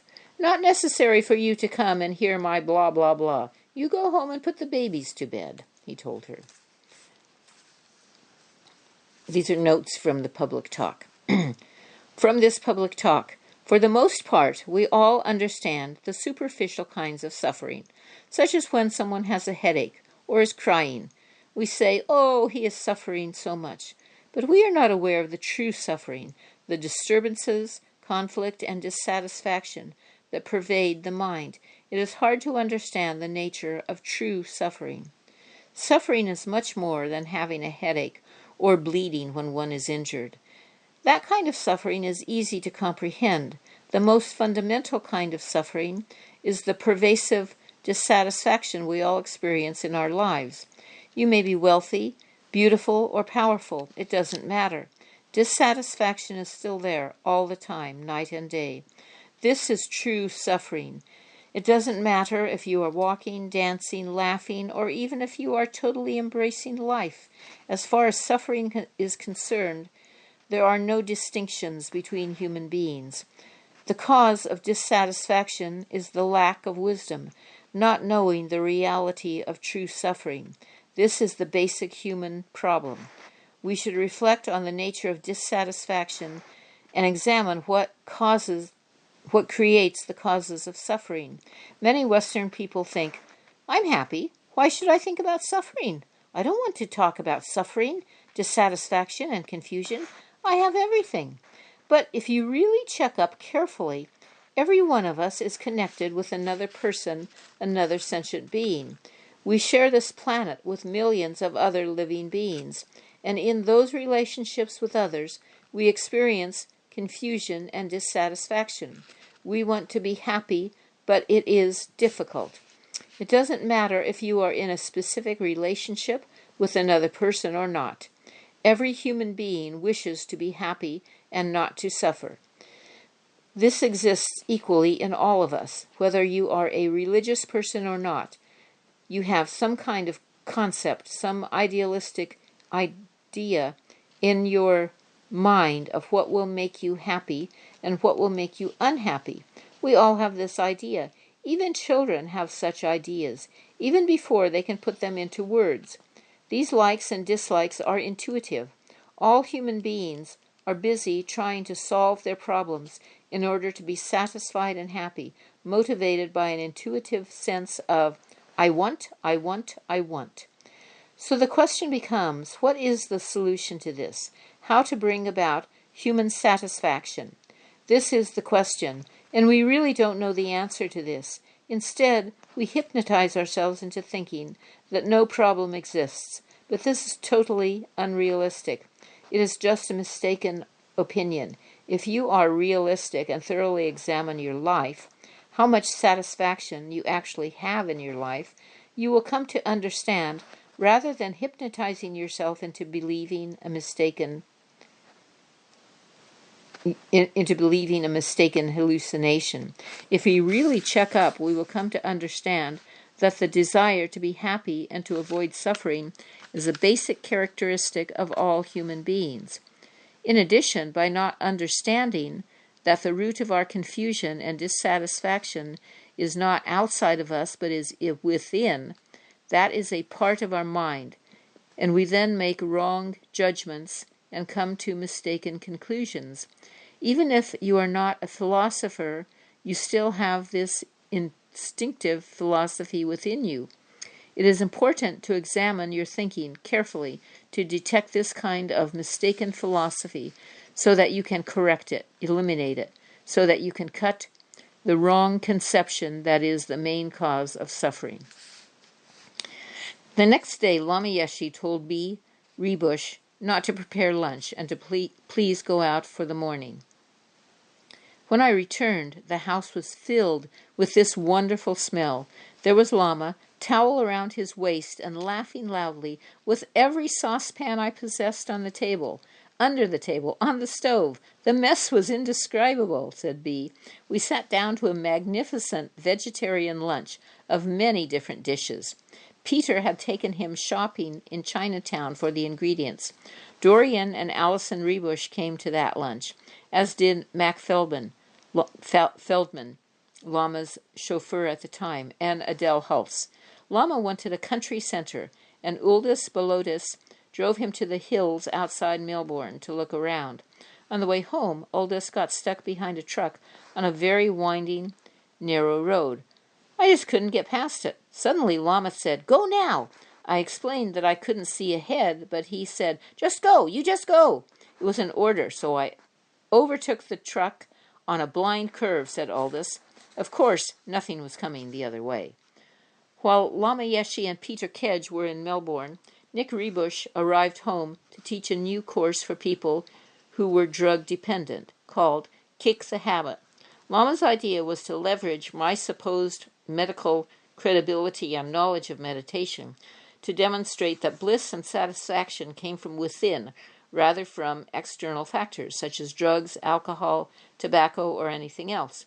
And the techniques he wanted taught to demonstrate this was his inner heat seed syllable meditation.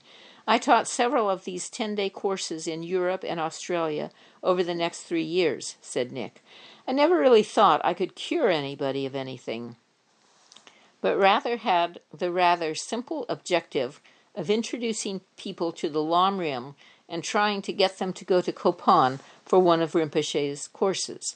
The first Kick the Habit course Nick taught in Australia was held at Mount Macedon near Melbourne and attracted a number of old and new students, including George Farley, a Melbourne businessman. George later became the chairman of Lama's International Board of Directors. Toward the end of the course, Max Redlich, long red hair down to his waist, dropped in to try to learn more about what so many of his friends were now into. Max was an old friend of Nick's, who had been at one of Lama's 1975 Melbourne public talks and had been thinking about what Lama had said since then. Nick convinced him to go to Kopan for the November course to find out. Nick also found time to take Lama Yeshe to the Royal Melbourne Hospital to see the eminent cardiologist, Graham Sloman, who, like other specialists, advised valve replacement. Once again, Lama declined surgery. Manjushri Institute. Peter Kedge's parents were on the platform at Rugby Station, where the train to Ulverston made a brief, scheduled stop. They had come specifically to meet Lama Yeshe for the first time. Although it was midsummer when Lama and Peter arrived at Manjushri Institute, the climate inside that enormous, dry rot permeated Gothic building remained bone-chillingly cold and damp. The teachings were held in a large front room, blessed with a Johto wood-burning stove. There was another of these excellent stoves in the dining room and one in the oak room, which had become the center library. Manjushri now had a permanent community of 30, including 3 mothers with young children. The cost of repairing the dry rot turned out to be 4 times the original estimate, and in addition, more money had to be found for other essential renovations. The residents removed rotten beams, scraped walls, scrubbed and painted, and injected foul-smelling chemicals into the dry rot. In some rooms, entire walls and doors and floors had to be removed. The priory became a place where you could open a door to find nothing on the other side. Harvey had developed a remunerative system that charged residents room and board according to how many hours they worked each day. Those who worked an 8-hour day received free room and board. Some of the young men became quite angry because they had gone there to receive Dharma teachings and found themselves doing all this heavy physical labor. At least the work kept them warm. Lama Zopa Rinpoche had arrived at Manjushri separately from Nepal, his 2-week Lamrim course preceding Lama Yeshe's arrival. One English businessman found Rinpoche's demanding teaching style excruciating. My marriage was collapsing. I had nowhere to live. I had never sat cross-legged in my life. Everything hurt. And here's this monk in front of us, stuttering and coughing his way through 2 weeks. All I heard was cough, cough, suffering, cough, cough, suffering. Yet the people around me were madly writing it all down. I couldn't understand a word, and was so miserable that Dieter arranged an interview for me. Lama Zopa was sitting on a bed. I offered him an orange and told him that my marriage wasn't working. Marriage not working? Ha, ha, ha, he said. Then I said I was thinking of separating from my wife.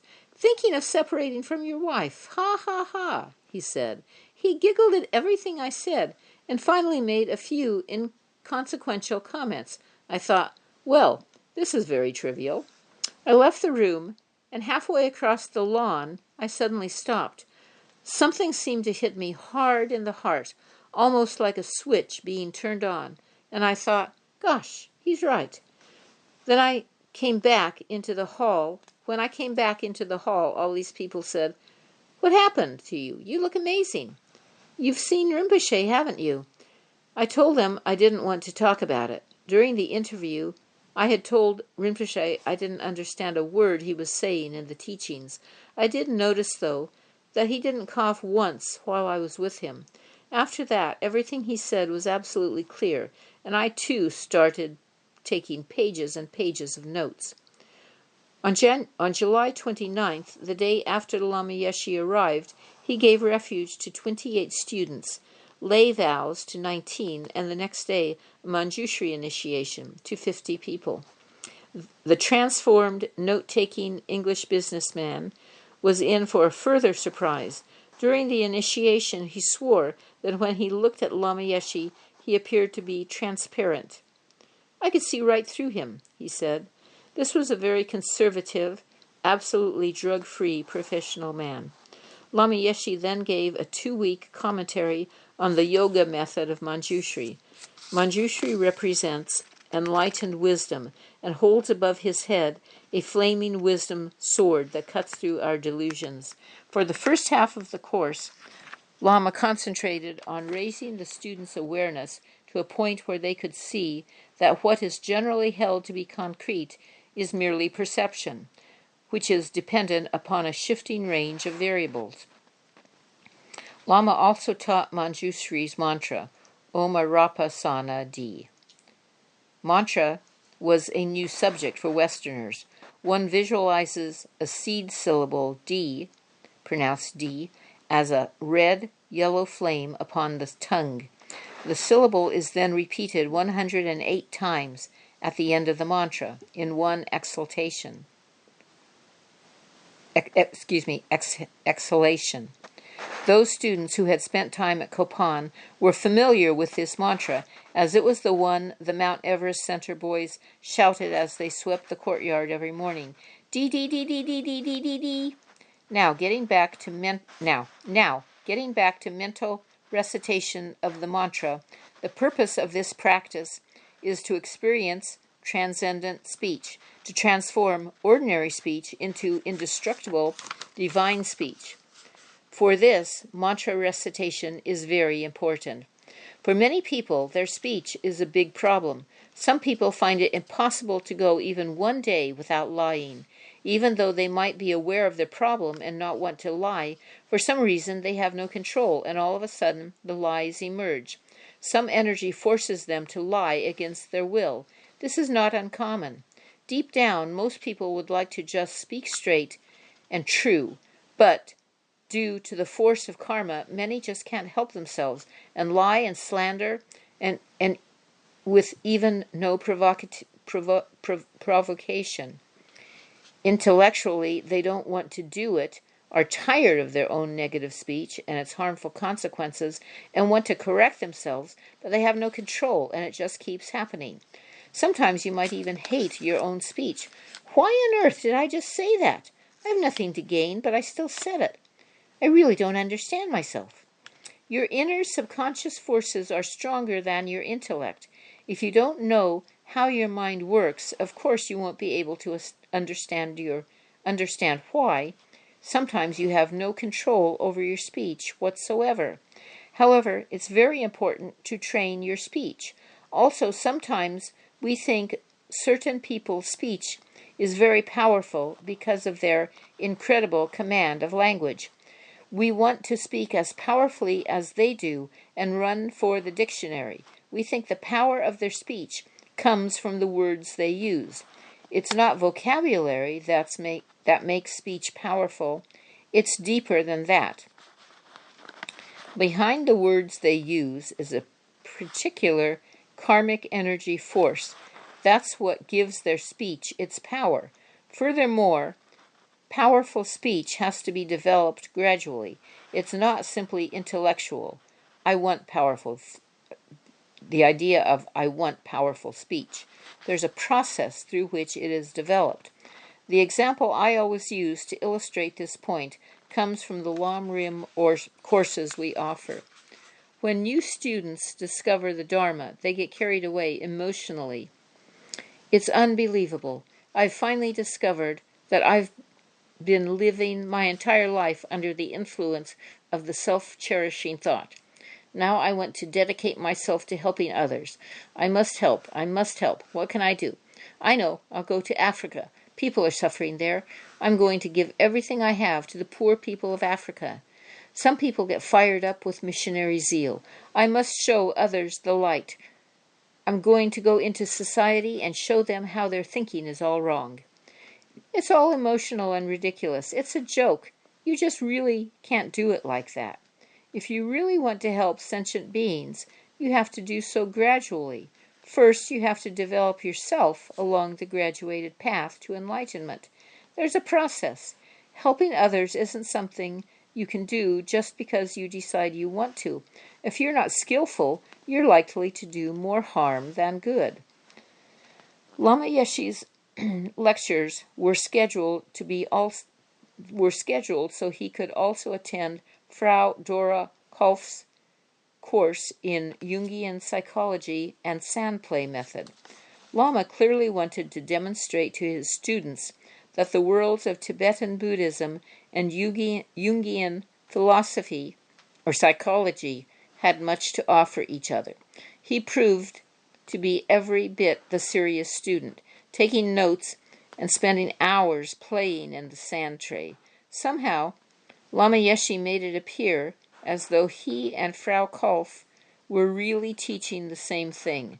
how to use one's mind to achieve happiness and help others. Robin Bath, a London photographer, attended Frau Kolf's course, but felt magnetically drawn to Lama Yeshe. Arriving at her class late one day, he found the only seat left was on a sofa right next to Lama. He saw me at the door, gave a wicked wink, and beckoned me over. I had an intuitive feeling he really had something I wanted, said Robin. While people rushed to be near Lama whenever he appeared, they rarely fought for the seat right next to him, which frequently remained empty. These days in the West,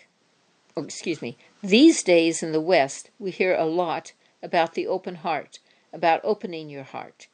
This is common. From the Buddhist point of view, in order to open your heart, you have to realize something. I want to open my heart, but how? This is the question. Opening has to do with realization. No realization, nothing opens. It doesn't matter what you say emotionally. I'm open, I love you, you love me so much. That doesn't mean you're open. We say that kind of thing, don't we? No matter how much I open myself up to you, you never open yourself up to me. It's a joke. It's not true. Well, perhaps it's true in one sense, but actually true openness implies space. Your consciousness embracing some kind of wide totality. This experience of embracing totality itself becomes the solution or antidote to the narrow, fanatical, conceptualizing, dualistic mind. But then there's the danger of the attitude, wow, universal reality is incredibly special. That attitude arising. We get the impression that shunyata is really special, a fantastic phenomena. But this attitude is wrong. Instead of, oh, non-duality is special up there, the ordinary relative bubble of samsara is down here, which is completely wrong. Our position should be more realistic. Whenever there's the appearance of the bubble of relativity, we should simultaneously see non-duality within it. When we're in a conducive environment, we find meditation easier because we're free of the vibration of the conflict of duality. When we're out and about, in contact with the objects of the bubble of relativity, our hearts immediately began to shake. Sense objects make uncontrolled energy run rampant within us because we don't see the non-duality of universal reality within the bubble of relativity. Our reactions to objects in the sense world are fragmented. If we could see reality, we wouldn't shake every minute there was a change in our external environment. Why, when the environment changes, does your behavior change immediately as well? You know, I like talking about this. For me, this is much more realistic than talking philosophy. So why do we change like that? Well, look at what happens to you here. As soon as you leave the meditation hall and go into the dining room, you manifest as something else completely. You're almost another person. Why? Because you differentiate between the deepest essential nature of the meditation hall and that of the dining room. If you could see the universal reality of these two rooms, and essential reality is non-differentiated, it has an unified quality, you would not change so easily. You see, we are completely intoxicated by the dualistic mind. The dualistic mind completely overwhelms us. The vibration of each different environment too easily influences us. We think we're in control, but we're not in control. When I look at a lovely flower, I'm too influenced. I'm intoxicated by it. When I look at something else, that too intoxicates me. I'm completely dominated by my dualistic mind. I have no control. I'm completely influenced by the external world, and from my own side am totally helpless. We're all the same. We're constantly under the influence of whatever we see and hear outside. It's incredible. The dualistic relative mind intoxicates us, while our wisdom realizing universal reality is in a deep sleep. Now is the time to reveal and activate that wisdom. Our dualistic mind is so rigid. As soon as the environment changes, our reality changes. While we're here at the center, it's all Dharma. When we go into town to have fun, the sense world bubble of the dance club becomes our reality. Why am I taking this negative approach? Because it's more realistic. This is our experience. If I just talk abstract philosophy, you can't relate because it's not your experience. I like to talk about experience. Why, when the environment changes, does your reality change? That's all I'm asking. You really must understand this yo-yo mind. The yo-yo mind is always up and down, and that's how you spend your whole life, going up and down. The relative environment changes automatically. There's no unchangeable environment. So as the relative bubble of your external environment constantly changes, your reality constantly changes, and you really believe that this is this and that is that. You have no universal understanding. That's what makes you and all other sentient beings suffer.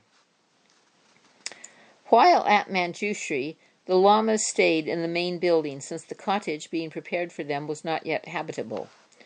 Harvey arranged for a television to be hooked up in Lama Yeshe's room. Lama asked the lad installing it to check with the people in the nearby rooms to see if the noise bothered them, adding, "You don't have to check with Marcel. When he's meditating, he won't hear me anyway." Westerners are often fascinated by magic and certainly by clairvoyance. One day, several female students were playing with their hair in the ladies' bathroom, wondering what they would look like as nuns. In his lecture that afternoon, Lama Yeshe referred to our tendency to trivialize things we actually regard as important. He draped his hand around his head and threw it back Hollywood style, saying, "How do you think I'd look as a nun?" The girls whipped around and looked at each other, wide-eyed and agog. Lama did not, however, repeat that kind of clairvoyance.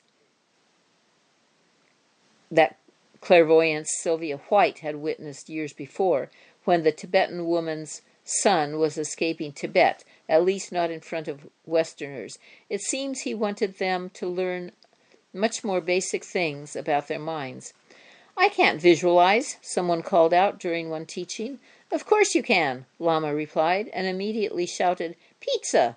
And without difficulty, an image of pizza instantly appeared to everyone's inner vision. Lama Yeshe met frequently with Harvey and other members of the management team at Manjushri. He liked to keep his finger on the pulse at every center, and no detail escaped his attention. He checked the kitchen where Ronnie King ran everything brilliantly, peered into every room, examined the dry rot and the plumbing problems, and toured the vegetable gardens. Harvey and the residents were too overwhelmed by the magnitude of their task and day-to-day emergencies to have prepared a proper business plan.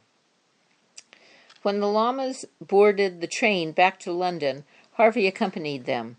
The train was a quiet place to talk. Lama Yeshe offered to give up touring and settle down at Manjushri as its business manager.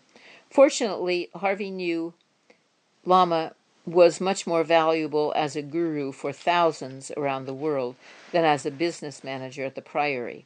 As usual, Lama Yeshe's presence had inspired many to devote their lives to the Dharma. Many people, including Ronnie, joined the Manjushri community, moving in as permanent residents. The Institute's principal benefactor, Sigrid Kremzoff, encouraged Ronnie to cultivate medicinal herbs. You had to be brave to move into Manjushri as winter drew on. Everyone had their own kerosene heater. The place stank of it, and from time to time we all got burnt from sitting too close, recalled a young Australian woman, Diana Van D. When we weren't huddled over our heaters, we'd stumble about draped in thick gray felt blankets we called gray matter. The center had piles of them. You wore as many as you could carry until you simply froze under their weight. Hot showers were only available between certain hours. I remember 2 girls who shared a room where mushrooms were growing on the walls. Some people formed relationships just to keep warm, but couples had to live in cottages and outbuildings, not in the main building. Lama Yeshe had sent me to Manjushri so I could recover from the hepatitis I had contracted at Kopan. I was very weak and so cold I slept on the sofa in the library where there was a wood stove, explained Tupten Pemo. I hardly ever went to my room. I used to walk around wearing 4, 5, or 6 sweaters and a winter coat. On top of that, I had draped a gray blanket. People used to say I looked like a walking bed. Making the place fit to live was the first priority. The billiard room, destined to become the Gompa, was without a floor and had a gaping hole in the roof. A much publicized heritage appeal was launched in the hopes that it would raise £1 million over 10 years.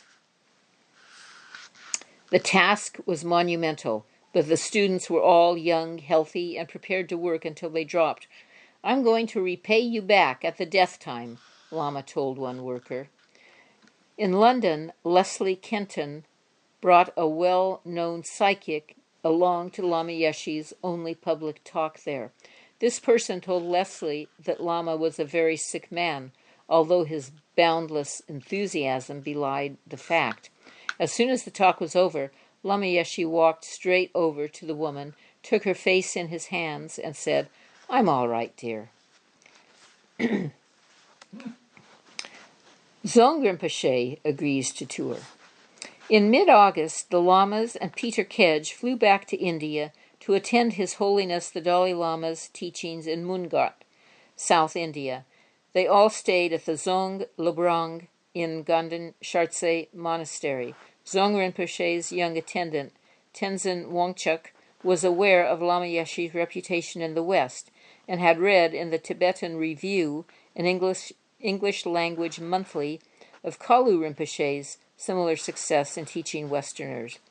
I told Peter to ask Lama Yeshe to write an article for the Review because then every Tibetan around the world would know what he was doing, recalled Tenzin Wangchuk. Lama Yeshe told me he wanted to invite Trizhang Rinpoche to bless all the new Dharma centers in the West, but Trizhang Rinpoche was quite old and couldn't travel much.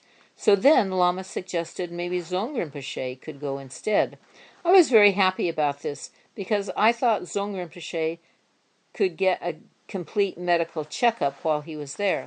Rinpoche didn't accept at first because he didn't speak English, and the students didn't speak Tibetan. But after I spoke to Rinpoche and told him there were so many students in the West who were studying and doing practice, he said, "You do what you like." After that, the responsibility for planning fell to me. Lama Yeshe and Peter were very happy. I asked Rinpoche if I could consult an oracle to see if it would be successful for him to go to the West, but he said it was unnecessary. For that kind of planning, you don't need to consult anyone. Just you and Lama Yeshe make the decisions, he told me. So we planned a tour for the next year. That summer, Geshe Sopa was scheduled to teach on Shantideva's Guide to the Bodhisattva's Way of Life at Kopan. Lama Yeshe went to Kopan for a brief visit to make sure everything was ready for his teacher. He put the young monks to work cleaning and polishing the place, and not a scrap of rubbish could be seen. "Now, don't go to sleep during pujas," he warned Yangtze Rinpoche, who was the reincarnation of Geshe Sopa's teacher. He asked Susana Parati to cook for Geshe Sopa, who had lived so long in the West he required Western food, and certainly Western hygiene. While Lama was at Kopan, everything went as he instructed, but when he left, Susana was promptly removed from that privileged job. Tushita Retreat Center. Lama had already been on the road for several months, but he and Lama Zopa were still scheduled to give teachings in Italy and Spain in September and October before returning to Copan in time for the November course. With no rest to be had at Copan, Lama went to Tushita Retreat Center for a short retreat. The place was thriving. A fundraising brochure circulated by Peter Kedge proudly announced that even His Holiness the Dalai Lama had made a personal donation to the center. The brochure also stated, "The astrological situation of Tushita is itself a powerful aid to maturing psychic development. Just being in the atmosphere, the mind automatically becomes integrated into one-pointedness." Ling Rinpoche's residence was just next door to Tushita. One day, Glenn Mullen was visiting Ling Rinpoche with a list of questions when Lama Yeshe paid his revered neighbor a visit. After Ling Rinpoche had answered all of my queries about the text we were studying, recounted Glenn, he asked Lama Yeshe for his opinion on a particular passage.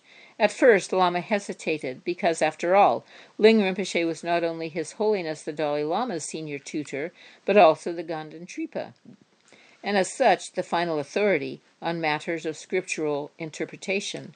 But Ling Rinpoche didn't stand on protocol. He invited Lama to debate the passage with him, and after 15 heated minutes and much laughter, Lama Yeshe gave me their conclusion. At that point, I left them alone and sat in a field nearby. 2 hours later, Lama Yeshe appeared on the path, looking terrible and leaning heavily on a ski pole he often used as a walking stick. We were all worried about his health and had heard the American doctors had wanted to operate on him. We also knew he had sent a telegram to Trijang Rinpoche asking him about surgery, but Rinpoche had told him it was better to rely on his meditation. Lama came over and sat down, and I asked him how he was. He told me, "Well, in 1974, the American doctors told me I'd be dead within months. When I went back, they said, 'What? You again? You're not dead yet?' Again, they wanted to operate, and the next year too. So I don't know. Something seems to be keeping me alive." I saw Lama Yeshe again, just as he was finishing retreat. When I entered the room, he stood up on the bed, jumped over the table in front of it as nimbly as a 12-year-old boy, and rushed over to me, touching his forehead against mine. His walking stick was nowhere to be seen. "I tell you a secret," he said. "The more meditation, the more happy." He stuffed my pockets with some Hayagriva pills he had made during retreat and sent me on my way. Lama Yeshe often made blessed pills, which are concocted from an extraordinary range of ingredients and consecrated with mantras and pujas.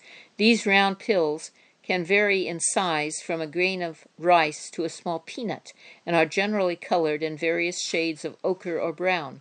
Different types of blessed pills are associated with specific deities. In this case, Hayagriva, the embodiment of wrathful compassion and the main protector of Sarajay Monastery. The concept of wrathful compassion may seem unusual, but as Lama Yeshe told one student, compassion is burning, compassion is fire. First visit to Instituto Lama Tsongkhapa, Italy. Leaving India once more, the Lamas arrived at the new Instituto Lama Tsongkhapa in the second week of September. Lama Zopa Rinpoche taught for 10 days on Lam Rim and thought transformation, and Lama Yeshe gave a 10-day course on the Lama Tsongkhapa Guru Yoga practice. Why do you need a guru? Because in order to cure our diseased minds, we need the help of someone who knows how to do it. Since it is extremely difficult to understand how the mind works, we need the guidance of an expert in this area. Furthermore, gaining liberation or inner freedom is not an easy thing. Everything we have ever said or done on this trip we call life has had its origin in the mind. And in the same way, the entire path to liberation and enlightenment depends on the mind. However, if we think of all our life's experiences, how convinced are we that they have all come from the mind? In order to really understand how this is true, we need someone with the right kind of knowledge to explain it to us. In other words, we need a guru. If you just think about this in a superficial way, we'll probably say to ourselves, I know what I want. I know what my life's about. We might think we know, but we really don't. For example, we think environmental pollution comes from industry. But where does industry come from? It's a creation of the human mind. In the same way, all the world's confusion, from that of societies to that of individual, is mind-created. If people could simply imbue their minds with peaceful tranquility and loving kindness, none of the world problems we see around us would arise. In order to develop peaceful tranquility of mind, we have to employ a method that brings that result. Since we don't know what such methods are or how to put them into practice, we need an experienced teacher to show us that reality. We can say that there are two types of guru, relative and absolute. The absolute guru is the all-knowing wisdom that is one with bliss. That wisdom is the absolute guru. In order to realize this wisdom within ourselves, we need a relative guru to show us how. Therefore, guru doesn't necessarily mean something physical, but beginners who don't possess much inner knowledge definitely need a physical guru. After some time, when we have enough confidence and self-knowledge to travel the path to enlightenment alone, we don't need to always be in the presence of our relative guru. But until that time, we're like yo-yos. When we're around our guru, our mind is subdued, and as soon as we're a mile or 2 miles away, our mind goes completely berserk. That shows how we are. Putting it another way, the guru is the antidote to the confused mind. As long as he's the right guru, a guru who's a bad influence and leads us to more confusion and restlessness is a false guru, not a guru at all. Pino Corona was pleased with the purchase of the castello and delighted that he and Massimo, his oldest son, were once again on excellent terms. Initially, the building was divided into a number of apartments, 4 of which were made available to the lamas and their students. The others were still occupied by tenants of the previous owner. He, too, was still in residence and turned out to be rather difficult to get along with. During this visit by the lamas, a large bronze statue of Shakyamuni Buddha arrived from Nepal and was installed with much ceremony in the temporary Gompa. Lama Yeshe quickly adapted to this Mediterranean culture, becoming as Italian as the Italians. We could feel this universal quality in him immediately. I could easily imagine that when in America, he would be just like the Americans, said one student. Buongiorno, cappuccino, spaghetti, mozzarella. Italy is fantastic, Lama wrote to Susanna Parati in Nepal via Peter, who added, Lama says in April you should come here and be spiritual director. However, this prospect terrified the world's first Italian Mahayana Buddhist nun. I had only just learned how to do the mandala offering and had barely started on the Long Chenrizig mantra, Susanna later explained. 1 year earlier, I had been shooting heroin. Maybe I could be a kitchen manager, or maybe I could live with Marcel's tailors and show them how to cut a pattern. But spiritual director? I burst into tears, grabbed a taxi, put my Zen over my head, and bought a packet of cigarettes. Then I smoked every one of them while driving round and round the ring road in Kathmandu. Up at Kopan, Lama Pasang's brand new and very large block of toilet stalls included a septic tank. The young monks discovered that methane gas came out of the vent. If you held a lit match near it, you could get quite a flame. They had tried this a few times in the past, to their delight. While the lamas were still away in Italy, and most of those on the hill were in the gompa with Geshe Tsopa, one young monk, Tupten Nyodrob, held a match to the vent to watch the methane burn off, but somehow the flame was sucked back into the pipe and the entire concrete structure blew up in a massive explosion.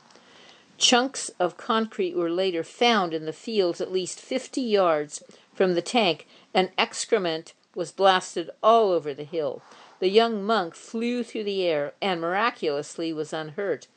An emergency international fundraising effort succeeded in gathering sufficient funds to quickly repair the damage before people fell ill from the pollution and lack of facilities.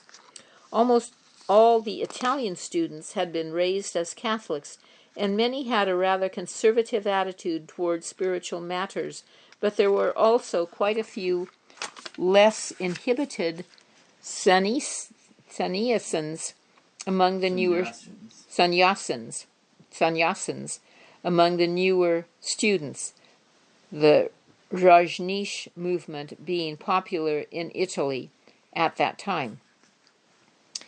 At the conclusion of Lama's teachings, 30 people received refuge vows and 18 received lay vows, after which Lama told them to hold a big party with music and dancing. Lama cleverly guessed that a party was a perfect opportunity for the dancing orange people, as the sannyasins were known, and the traditional Catholics to relax together. I was the uninhibited Aussie rocker playing Gloria on my guitar, said Gabriel Knox, who had come down from Manjushri Institute. Lama spat on my guitar to bless it. He told us that if we really liked dancing and music, then to do it, but to offer the enjoyment for the happiness of all sentient beings. Finally, an ordination ceremony was held for 3 Italians, Claudia Cipulo and 2 others, Beppe Molinari and Dario Tesseroni, who were all ordained as novice monks. The day before, a tragic accident had occurred when Claudio's car had broken down on the freeway. A passing motorist had stopped to offer assistance, only to be struck down and killed by another vehicle as he crouched beside Claudio's car. It was a horribly vivid reminder of impermanence. By December, the number of residents at Instituto Lama Tsongkhapa had grown to 15, and a management committee was established. Like their spiritual brothers and sisters at Manjushri, they worked hard to put the place in order, while adhering to a steady routine of practices. Lama Tsongkhapa Guru Yoga in the morning, Chenrezig Puja after lunch, and Vajrapani Puja in the evenings. Before departing for Spain, Lama Zopa Rinpoche also gave teachings on the practice of prostrations to the 35 confession Buddhas. The first Spanish course on Ibiza. Ibiza, a Balearic island lying about 100 miles east of Valencia, off the coast of Spain, was a sleepy peasant farming community until the 1960s, when large numbers of world travelers made it their summer destination. Rents were cheap, the beaches pristine, the climate perfect, and the locals tolerant. At the end of the first week of October, the lamas arrived into the relaxed Ibiza atmosphere to teach a 10-day meditation course. Jampa Choki, Lama's first Spanish nun, had spent the previous 2 months there helping Philippe and Francois Camus prepare a gompa. She had also given simple introductory teachings in Spanish to the 150 people who had enrolled for the Lama's course. Assisting her was another Spanish nun, Angeles de la Torre, and Copan students Antonio Pascual and Jasmine Urbinas. Francois Camus and his wife ran a health food shop on Ibiza. Philippe Camus and his English wife Linda ran an English ran a local restaurant. Through these two businesses, the two couples got to know many people from the cosmopolitan crowd and promoted the Lama's upcoming course with great enthusiasm. The Camus family was in the wine and spirit trade and had used a geodesic dome for a recent exhibition. With money he had received as a wedding present, Francois arranged to have a similar dome built and delivered to Ibiza just 2 days before the course began. The white plastic-covered dome was set up on a field close to the beach. The organizers insisted the Lamas need to stay in a decent place of their own. The more bohemian types argued that if they were so unattached, their accommodation hardly mattered. Arguments quickly became heated, but Jean Pachoki had a fiery Spanish temperament and was able to stand up to anyone, so the matter was soon sorted out. Philippe and Linda gave up their best rooms, though Lama Yeshe had said some little corner would do. Even so, their house was still rather primitive, with no bathroom or running water, so a hole was dug in the ground to serve as a toilet, with cane fencing erected in a spiral around it to provide some privacy. Lama was not impressed. Jean Pachoki noticed that Paco Hita, one of the people living at Can Tirurit, a peasant-style house that was a kind of alternative altruistic community center located nearby, was always very polite and accommodating. Paco was asked to be a chauffeur for the Lamas, and as a result became the person who spent the most time with Lama Yeshe in Ibiza. Francois Camus waited at his house while Paco collected the Lamas from the airport. The moment they arrived, recalled Francois, the person who had been the most difficult came to me in tears, saying, "Now I understand. This man hadn't even spoken to the Lamas yet, but he was totally changed. I had worked from the age of 8 until I was 25, when a great restlessness arose in me," said Paco. "Although I had very little education and only the few skills that employment had given me, I was determined to search for something to give meaning to my life. In Ibiza, I began to live again, free of prejudices and material possessions.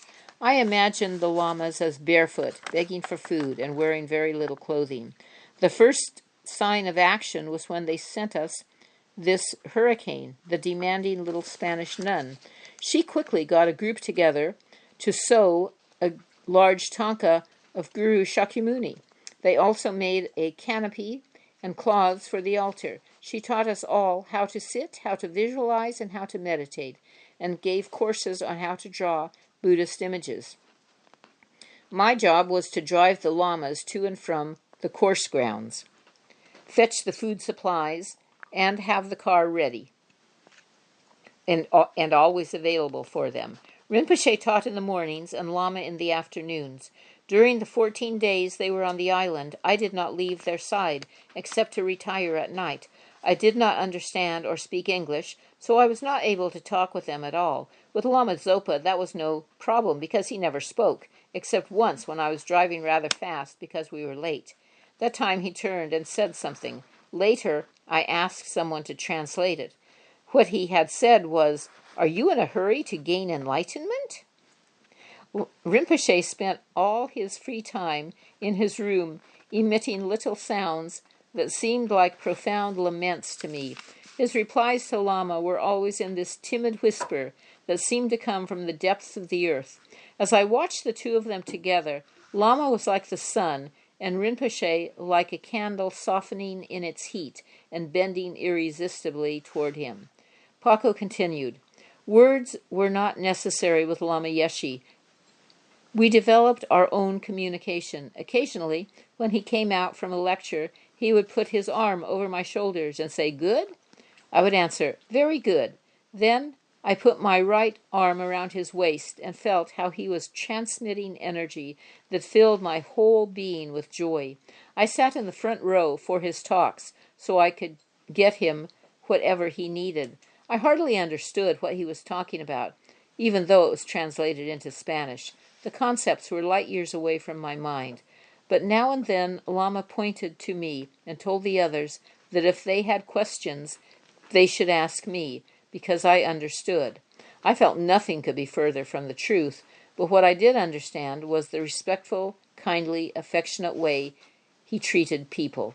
One afternoon, when I was driving him home, he let me know he wanted a driving lesson, so I stopped and invited him to sit behind the wheel. The car was a Citroen belonging to a Saudi woman, Zia Bassam, who was living on Ibiza and also had an aunt who lived there. After confirming he understood how it worked, we set off. Lama tore up the dirt road with violent jerks and raised clouds of dust because he was holding the clutch halfway down at the same time that he stepped on the accelerator. I made him stop and scolded him firmly. Sorry, sorry, sorry, he said.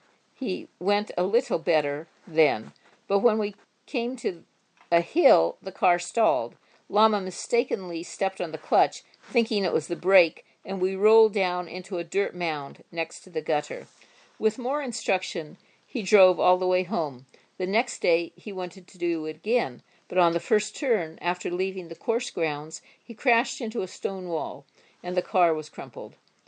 Lama and Paco returned to the house, laughing their heads off. Oh, Zia, car! Zia, car! We broke the car! Ha ha ha! And then when Zia came to see Lama, he confessed to the accident and offered to pay, but she said no. Out of the blue, Mummy Max's ex-husband, Marty Widner, suddenly turned up. He was staying on the nearby island of Formentera, where he had seen a poster advertising the course. I came bursting into the room, telling Yeshi how happy I was to see him, while he kept bumping foreheads with me. They invited me to lunch the next day, and the three of us just sat around and yacked and laughed and cackled. It was wonderful, said Marty. One day, Lama suggested a picnic at a little cove by the sea near Felipe's house, Paco recounted.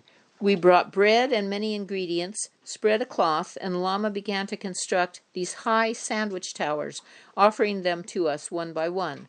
We were about to start eating when Lama pointed to a spot in the distance where we could see the outline of a person sitting on the rocks, contemplating the sea. Lama made it clear he wanted me to invite him to eat too, so I walked over and gave him Lama's message and he shared the food with us. We all talked enthusiastically and laughter rebounded off the rocks. When we left, the stranger thanked us and said those moments had actually been life-changing for him. On another day, we visited a country store that sold everything from rope sandals to codfish. The owner was the perpetually bad-tempered woman who mistrusted everyone. I had never seen her smile. Lama wanted to buy presents, so we went inside, and he began sniffing around the open shelves. When the woman came out from an inner room, he transformed himself completely, bent double, face to the floor, and hands joined at his forehead to greet her. He was so humble that she too was transformed. Her hard little eyes warmed, and her mouth formed a surprisingly sweet smile. By gestures, Lama asked if he could look around. She indicated he could look wherever he liked, even behind the counter. Lama ended up buying nothing, but the woman looked as if he had made the best deal of her life. From that day on, she never ceased to ask me about the little man in red. From Lama Yeshe's teachings in Ibiza. When we talked about impermanence and death, we're not talking about some outrageous thing. It is human experience, our own experience. We're talking about our own experience. Our existence on this earth really boils down to the movement of our breath, in and out. That's life. That's all there is to it. The day we exhale and don't inhale is the day we die. When our breath goes out and doesn't come back in, that's what we call death. The separation of our consciousness from our physical nervous system. That's it. We're not asking you to believe something outrageous, something supernatural. Buddhism says that the ego is a wrong conception and that it perceives things incorrectly. That is why we call the world we see a fantasy, an illusory phenomena. That doesn't mean, however, that there is no cause and effect. Karma does still exist, but the way our ego interprets beauty and ugliness, good and bad, people's reputations, and so forth, all such discriminations are fantasies that have nothing whatsoever to do with the reality of phenomena. Why do we say they are fantasies? Because when we look at others, for example, we see them as concrete, fixed. Men see concrete, beautiful women. Women see concrete, handsome men. Not only that, we see all sense pleasures as concrete. Sunshine, beaches, Ibiza itself, it's all a fantasy, a flavored hallucination with no reality to it at all. Thus, we're always disappointed because we expect permanent pleasure based on our previous experience of belief in solid pleasure. Expectation causes disappointment. That simply means we are not in touch with reality. Or to use Buddhist terminology, we are deluded. We do not see things as they are. Between reality and our view of it, there is some kind of polluted projection. Not to accept the reality of impermanence, change, and death itself means we're living in a fantasy of our own making. We're hiding from reality. We're afraid of it. The West thinks that people who do not look at impermanence and death are intelligent, advanced. They are not. Ask yourself why you are afraid of the reality of death. Individually, we have to question ourselves. Why am I afraid of death? The answer has to come from within, not from somebody else. When Western people experience the Lamrim teachings on impermanence and death, they understand their purpose. They're intelligent. They're smart. They understand why Tibetan Himalayan monks say that they should have a positive fear of death. If you are too afraid to even hear about this topic, whose problem is it? Is it God's problem? Buddha's problem? Reality's problem? Or what? Whatever. It's a problem. The reason we don't understand that our lives are in the nature of impermanence is that we are concerned with only the temporal pleasures projected by the concrete imagination of our ego, and we are constantly grasping at those. This obsession also prevents us from being aware that the time of death is unpredictable. We have no idea when our death will come. When we get over this and understand the impermanent nature of our lives, that understanding becomes knowledge, wisdom, which liberates us from the fear of death. It's a misconception that constant awareness of the certainty of death will make us afraid. It's the opposite. It frees us from fear and helps release us from always grasping at the sense world. Understanding impermanence frees us from ego grasping. Look at the Tibetan depiction of the Wheel of Life. You can see that all 6 realms are in the grip of Yama, the Lord of Death. The purpose of that drawing is not simply to make people afraid. It's a symbolic representation of the entire universe of our relative impermanent existence, from which we have no escape if we do not understand it. Actually, I say it's Tibetan, but in fact it was not made up by Tibetans.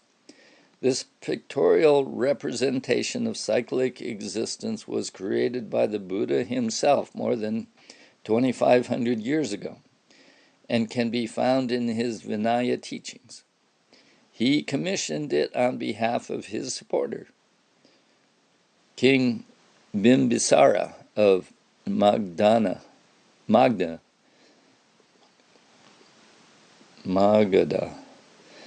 who was looking for a suitable gift for the powerful king Udrayana, who attained liberation when he came to understand the impermanent nature of samsara by meditating on the meaning of this painting. You see, the Western idea of intelligence is different from the Buddhist one. When Westerners hear Lord Buddha's explanation of impermanence and death, they think he's trying to make them afraid. That's poor quality understanding, a lack of penetrative wisdom. When we understand reality correctly, we have less fear. In fact, death can be a blissful experience rather than a complicated one. Superficial Western people think life is fantastic. The sun is shining. I'm eating bread, cheese, and spaghetti. I'm beautiful. My friends are beautiful. Everybody's happy. It is a completely wrong conception. You're not happy. First of all, what is beautiful? If you are beautiful, then everything is beautiful. Your interpretation of your object of beauty is an illusion. Toward the end of the teachings, a party was held in Philippe's restaurant. Late that night, Lama Yeshe decided he wanted to attend it. Naturally, Paco was there to drive him. Lama even tried to get Lama Zopa to come, but he resisted, Paco explained. The course had been a terrific success, and I knew very well what these parties were like. There was lots of drinking, dancing, hash smoking, and ingesting of anything that can make you fly. Lama had worked intensely over the previous few days. He was having breathing difficulties and should have been exhausted, but he was unstoppable. When we reached the place, the doors were shut for this private party, so I called out and someone opened up. Immediately the music stopped, the lights came on, and windows magically opened to let some air in. Lama came into the middle of the room and asked that the music continue. Then he raised one leg, balanced on the other, twisted his body forward, and joined his hands in prayer. He held that position for some seconds. I noticed how his smooth skin gleamed majestically. He adopted one more pose, then relaxed, and invited everyone to continue dancing. We brought him to a comfortable seat on one of the balconies with magnificent views over the port. There he sat, contemplating the scene while running his mala through his fingers. People came to greet him, and that night Philippe offered funds for Copan. Paco continued his account. On that last day of the teachings, Lama conferred refuge, which I took, but without understanding it too well. He also conferred several tantric empowerments. I decided the happiness I had discovered on Ibiza was good, but the happiness Lama offered was much better. He gave me a refuge name, Tupten Kunsang, but from the outset he called me nothing but Pagoda. On his last night in Ibiza, Lama had dinner with the organizers in an atmosphere of great cheer and harmony. As everyone was saying their goodbyes, Lama turned to me and said something Philippe then translated for me. He said, "And you, do you want anything?" I immediately replied, "No. Do you want anything?" Which caused Lama to laugh so hard that he fell back in his chair and kicked his legs out in the air. Oh, that's interesting.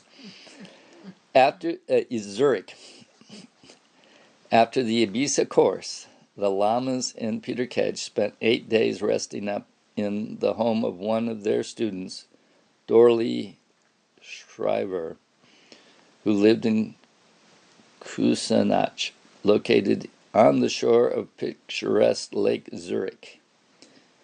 Dorley's residence was only a 20-minute walk from Frau Kolf's house in Zolikon. Lama's correspondence followed him there. To a German student, Lama wrote, "It seems that while you are going to the mountain to escape confusion, we are going 3 times around the world in 1 year without any confusion. We are proud." The day after their arrival in Switzerland, the Lamas attended a meeting of 30 Tibetans associated with Sera Monastery, including Geshe Rapton, Gonsa Rinpoche, and Geshe Jampa Lodro, at Frau Kolf's house. They all presented offerings for the new debating hall that was being built at the monastery in South India. Earlier in the year, Geshe Legden, then the abbot of Sera, J., had come to Kopan to ask Lama Yeshe if he could give more help, having already received the funds raised in Switzerland the year before. Apparently, Lama again made another very generous contribution. While they were in Switzerland, Peter Kedge received a call from his father to say his mother had just had a heart attack. Frau Koft immediately offered me a plane ticket back to England. Lama said I should go and come back and that everything would be fine. I was driving Frau Koft's Alfa Romeo around Zurich at the time. Lama was in the car when I turned on the ignition one day and rock music blasted out of the radio. Lama really scolded me and said I should be saying mantras for my mother instead of listening to that, Peter said. During that visit, the Lamas also stayed at Frau Kolf's and signed her famous visitor's book. Lama wrote out the White Tara mantra in Tibetan script for her and added, Tashi Delay, much loved Lama Yeshe, 30-10 to 1/11/1977. On the next page, Lama Zopa Rinpoche wrote, "May my most Amala Kolfk have long life and all her actions, especially her speech, become the cause for actualizing enlightenment in all beings and experience enlightenment soon." White Tara is a female deity whose enlightened energy is associated with health and long life. Dr. Kolf lived to be 85. Lama's visit to Manjushri Institute and returns to Delhi. On November 2nd, the Lamas returned to England to spend a few days with the new Geshe, who had just arrived at Manjushri Institute, with his translator. Ronnie King now prepared and served daily meals to 30 residents. Soon there came to be 60 or 70 regularly sitting down to lunch. Manjushri was growing fast. On November 8th, the Lamas and Peter arrived back in Delhi to find a surprise waiting for them at the airport. It was Susanna Parodi, who was about to board a flight to Rome.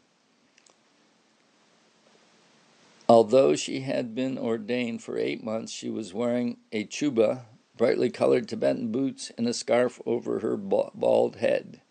Susanna explained, "I didn't even think about why I disrobed. I heard that Serkan Senshab Rinpoche was in Bodha saying staying with his sister who ran the Tibetan bakery there. So I went to see him. He was sitting on a little bed behind the shop. There was a translator there, and I could speak a little Tibetan. I told him I was confused because I'd been asked to go back to Italy.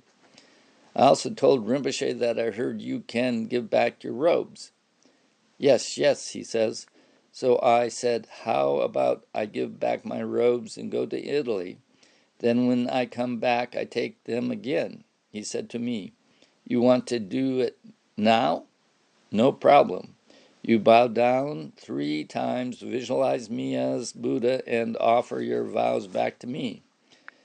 But I told him I didn't want to give them up unless he promised to give them back. He laughed and said, don't worry, you can have them back when you want. In Buddhism, you can give your ordination back, then later be reordained if you wish. Then I took a plane to Delhi, telephoned London, and found that Lama would be arriving at the airport at the same time as I was leaving for Italy. So I checked in and went to greet him. I told him what I had done, and he said, are you happy? If you're happy, then I'm happy. And I said I was, so he left. But Lama Zopa was calling to me from the back of the car, you come with us, don't leave. But I left. Since returning to the States in February, Connie Miller had been very busy on behalf of Mount Everest Center. Throughout the spring and summer, she gave presentations and slideshows whenever and wherever she could in order to raise money, find individual sponsors, and collect useful items for the young Kopan monks. By the end of summer, Connie had found many sponsors and collected many items, including 52 sleeping bags, numerous sweaters and socks, and many English language textbooks and storybooks to help them in their language classes. Towards summer's end, Karuna's father, Jim Caton, arranged for Connie to make a slide presentation about the monastery to his Rotary Club, whose members then voted to sponsor the entire cost of shipping all these items to Nepal. Not a small expense. Late that autumn, this huge shipment of goods arrived at Kopan, much to the delight of many young monks who could now sleep warmly at night in their new sleeping bags. The 10th Kopan Meditation Course. After spending just 2 days in Delhi, the Lamas returned to Kopan for the 10th Kopan Meditation Course, for which 180 students from 14 different countries had enrolled. The big tent was built into the side of the hill, a little lower down than before. It was a slightly more solid structure than before, but still basically burlap, bamboo, and sheets of tin. The mats were hung on the sides to provide some protection against the cold Himalayan winter. The 2 recently installed electric pumps delivered water to the top of the hill. Though the toilets were still open trenches, each one with a spectacular view, provided you didn't look straight down. Thupten Mulam kept the Lama's kitchen spotless, as Lama Yeshe had taught him to do. Rinpoche still ate less than a bird and much more slowly. Chunang Kushok Yakpo Chunang, Lama admonished. Tom Shemansky was a psychology graduate with 5 years of clinical experience. His first encounter with Lama Yeshe was when he observed Lama giving one of the Mount Everest Center monks a thorough hiding. He was smacking him hard with his open hand, and the kid was crying and yelling out. I didn't know who he was and walked over. He spoke to me so kindly. Oh, hello, dear. Then he turned angrily back to the boy. Whack him again, and then turned back to me. With utter gentleness, he said, he stole from the Gompa. If I don't do this now, he will suffer worse later. Whack! I was absolutely stunned. I had never seen anybody switch like that from utter wrath to absolute gentleness. He finished beating the boy and sent him off. He said he hoped the experience had not disturbed my mind, but the action had been necessary. Then he went away. Later I found out that was Lama Yeshe, said Tom. Tom soon began skipping some of Rinpoche's lectures. You're not at the session? Queried Lama Yeshe, finding him sitting alone one day. He started talking to me about mundane things, gardening and such, in the very ordinary words. They had the effect of making me realize that the strange things Rinpoche was talking about were also very everyday things, that the Dharma was a down-to-earth, everyday thing itself. As soon as my mind grasped that, Lama was gone, said Tom. When Thupten Chodron was asked to lead a discussion group, she declined, telling Lama she didn't feel she was able. Lama was not impressed. You're selfish, he snapped. She led the group. Back from Ibiza, Champachuki preferred solitude to living cheek by jowl with the other monks and nuns at Kopan. Lama Yeshe told her to have a Tibetan tent made and even called a tailor for her. A hardy woman, she pitched her tent on the side of Kopan Hill and spent the entire winter there. Champachuki, the first time I really tasted Lama's wrath was over my failure to memorize a certain text before beginning a Manjushri retreat he had told me to do. I went to see him with a list of questions and found him up on the flat roof of the Gompa with Rinpoche, Lama Lundrup, and Lama Pasang. Lama started in on me. Where is the text you memorized? So now repeat. I told him I hadn't memorized it. What? You didn't memorize it yet?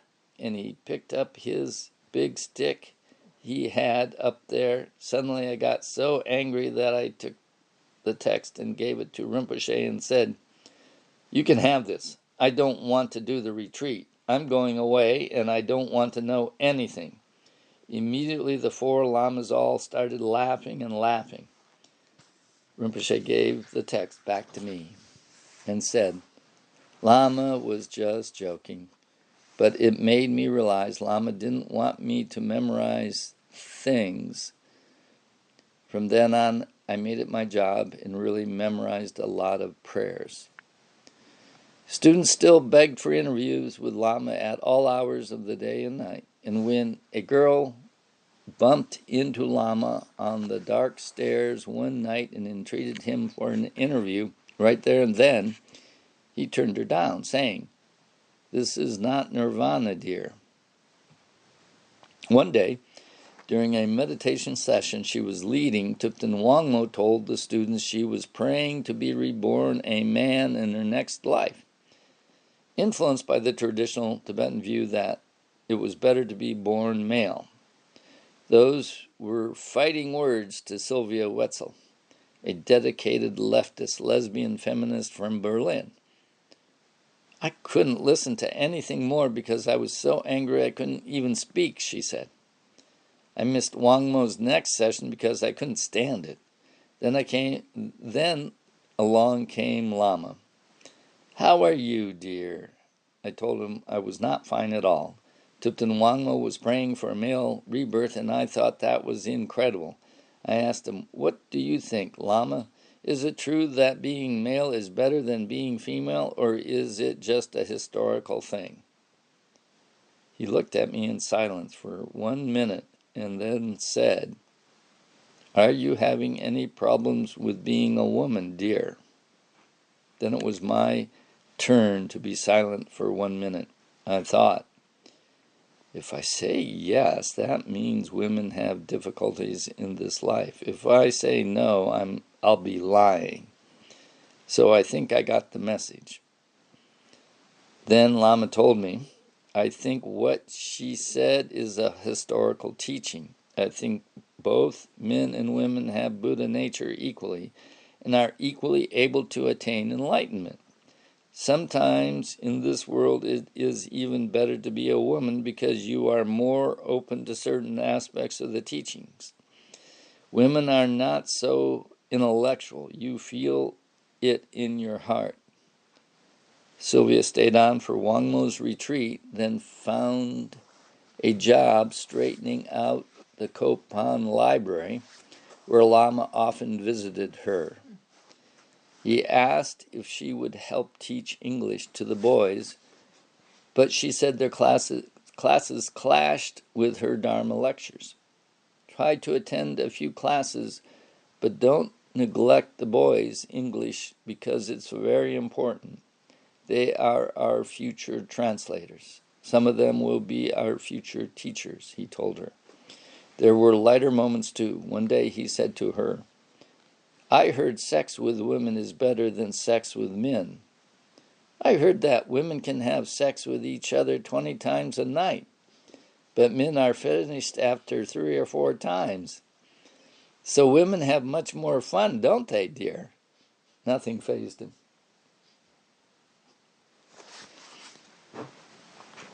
3 weeks into the course, Lama Zopa was suddenly called down to South India to take teachings. He was gone before anybody knew about it. Lama Yeshe announced he would teach the last week of the course, but give just 1 lecture a day.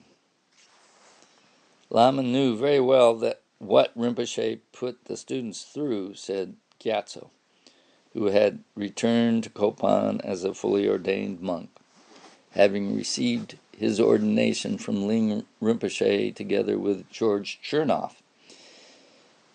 He began his first lecture by mimicking Rinpoche, the coughing, the repetition, the gesture of one hand under the chin and staring up into space. He kept it up for the whole 2 hours, and we were all laughing, fit to die. His teachings on bodhicitta had the audience enthralled, mixing heart-shaking profound exposure with the most outlandish comedy. Lama Yeshe had us in stitches so often I had tears rolling down my face from laughing, another monk recalled. I remember one guy asking, if you walk down the street and this gorgeous, beautiful woman approaches you, well, what do you do? Lama opened his arms wide and said, enjoy. That brought down the house. But Lama was not well. American nun Thupten Yeshe was shocked by his appearance when she greeted him at the Gompa door one day.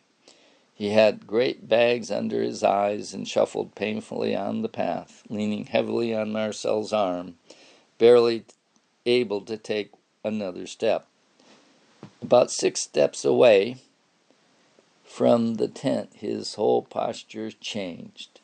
He became about 6 feet tall, broke into a run, charged in the door, flew out of his sandals, and tore up the aisle like he was 16.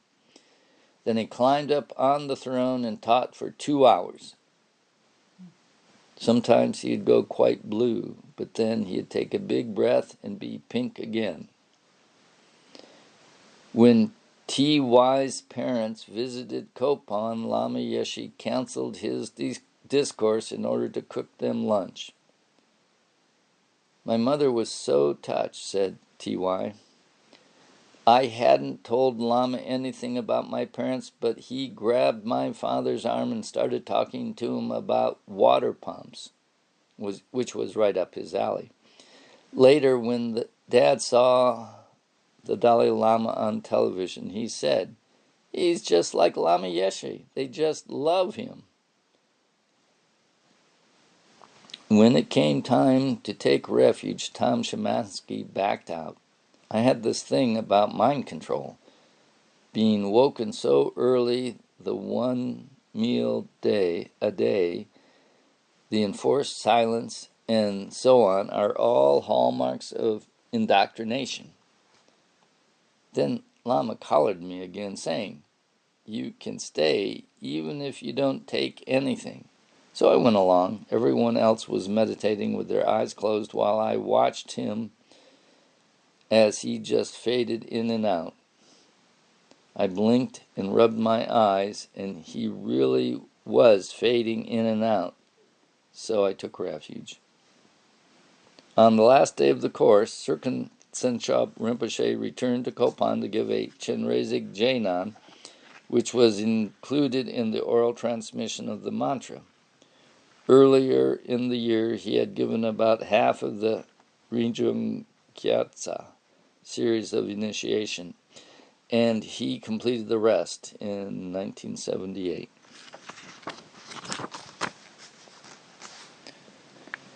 The 10th course ended on December 15th, with half of the students staying on for the subsequent Lamrim retreat. To help ease tensions, Lama Yeshe told Wangmo to lead pre-lunch walking meditation. At the end of the retreat, all the Injis, the Mount Everest Center boys, the IMI Sangha, and the 4 lamas performed a group puja at Bodhanath's Great Stupa. After being offered lunch at Samten Ling Monastery, they visited a number of local gompas to pay their respects and circumambulated the stupa many times.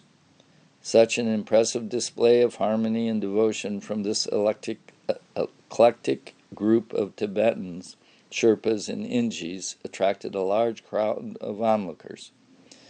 Australian Chrissy Folks had just completed the month-long course, her 5th. At the end of the course, she discovered she was pregnant. Desperate to speak to Lama Yeshe, she sat outside his room every night for 3 weeks.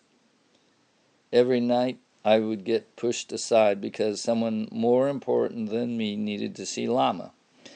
Next thing I'm told that Lama was gone to Delhi and I would have to see Rinpoche instead. But I always felt Rinpoche was this super ascetic who was so out of reach. How could I talk about my female crap with him? I knew I could talk to Lama about anything, Chrissy explained. I was offered an appointment with Lama Zopa immediately, but kept running away. So, of course, he turned up everywhere I went. One time I was up on the hill above the Gompa looking down on Rinpoche eating his lunch on the flat roof and going over in my mind how to get the courage to see him. The next thing I know, he's standing in front of me offering me an orange. So I couldn't escape. The moment I got inside his door, I had instant asthma, which I'd never had before. Next, I burst into tears, and all this snot and phlegm came pouring out of me. Rinpoche's little dog looked at me and vomited. But from that day, I had the easiest relationship with Rinpoche. It was as if Lama had known I had a block with Rinpoche, so he forced the issue for me by not being available. When Lama came back, I told him I was pregnant and asked if he would marry my partner, Gary, and me. "You're already married," he said. I explained that actually we weren't. "Ha, you're more than married. You're married in your mind." He had just married a whole lot of people but didn't want to know about us. At Diamond Valley, he had told us to make a perfect relationship together and had given us his blessing. It seems that was enough. Sometimes, Lama Yeshe acted as a marriage celebrant to 1 or 2 couples at the end of a course. He called John Landau in and said, "Westerners like to sign things, so let's draw up a marriage paper." With John's help, he drew up a contract, which read, "Today we vow to dedicate ourselves totally, in body, speech, and mind, to each other. In this lifetime, throughout all circumstances, whether in wealth or poverty, health or sickness, happiness or despair, we shall strive to serve each other perfectly. The goal of our perfection of our relationship to each other shall be to reach enlightenment and perfect our kindness and compassion towards all sentient beings." All the couples Lama married signed that contract and were given copies. Max Redlich, the wholesale butcher from Melbourne, had just completed his first meditation course. At first skeptical of the level of devotion evident among so many of his friends, Max had changed after watching his father die. He became super devoted and ran around trying to do good in any way he could. Lama called him Max Relics and found plenty for him to do. There was no end to Lama's orders, and Max tried to do it all. One day, I was tearing around trying to do everything as usual, and a drop of rain fell, Max recalled. So I raced around, found an umbrella, and came back only to tear off to do something else. I was erratic and overly busy. Lama just gave me this disparaging look, shook his head, and said, "Jewish army?" I'd been in the Israeli army during the Six-Day War in 1967, so Lama was indicating I was anything but disciplined. Whenever we were looking for praise, he made sure we didn't get it. Another time, he was standing in front of the Gompa when he reached down and picked up a pinch of dust and said, "Everything you see here comes from the Ingis, even this dust. So when you give offerings, you should offer to the Ingis. Tibetans never help. Who's going to bring Dharma to the West? Who's going to take care of my children here and all these things? Ingis." The meditation course was now over, and many of the Western students who remained at Kopan were firmly ensconced in Lamrim retreat. Around this time, Lama Yeshe's older half-brother, Geshe Tsering, arrived at Kopan to stay for 6 months. Geshe Kadra returned from Chenrezig, paying for her ticket by trading turquoise bought in Singapore. Robina Corton had arrived from Melbourne in November, attended the 10th course, and between lectures had continued doing her work for publication for Wisdom Culture. I knew the publishing job had my name on it, and so I had attended the very first editorial meetings, Robina said later. There was a huge need for materials in English books, short translations of sadhanas and prayers for courses. I was still scared off of Lama Yeshe. He was always rough and tough with me and never let me talk. But I also knew that that was his perfect way of working with me, and I trusted him completely. After the course, I asked him if I could become a nun. He said I could, and asked if I had told my mother, which shocked me a bit.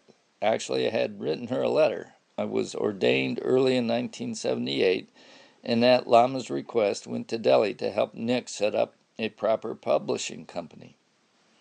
When Nawang Chodak returned to Nepal from America, Lama Yeshe promptly asked him to hand over several $1,000s of his own money. He needed it to buy precious gems to grind up and make into blessed pills, said Chodak. I arranged all that for him and later helped him to make thousands and thousands of these Tibetan pills. It was at this time that Lama Yeshe was able to put down a significant initial payment towards the purchase of the entire Kopan Hill. He also planned for the planting of a huge orchard on the uncultivated land on the western slope of the hill. The exploded toilet block had been rebuilt and the Sangha house had received a facelift. Tipton Sherab was developing into a living example of what the Mount Everest Center monks could achieve by providing himself an excellent oral interpreter of Geshe Jampa Gyatso's teachings. By proving himself as an excellent oral interpreter of Jampa Gyatso's teachings. Before Yangtze Rinpoche and his brother Losang Tsetan left Kopan for Sera Monastery, Geshe Nawang Legden, the Sera J. Abbot, came to visit Kopan with some monastery officials in order to thank Lama for his large donation to the Assembly Hall Fund. It was amazing the money Lama could generate. The funds certainly hadn't come from profits from the 10th meditation course. Out of a total income of 144,781 Nepalese rupees, Kopan was left with a meager surplus of 2,628 rupees, just over $200.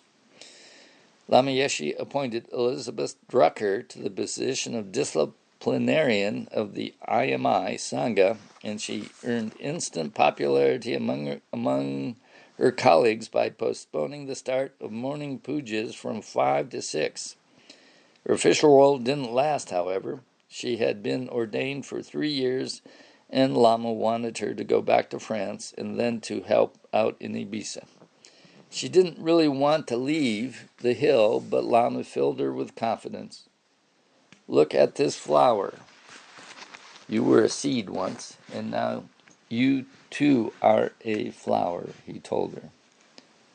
Monk Gareth Sparham, who was now living in the Ingigompa and studying at the Institute of Buddhist Dialectics in Dharamsala, sent donations to the Western Sangha community at Kopan. They used the money to renovate buildings and delighted Lama by inviting him to picnic with them all in the garden.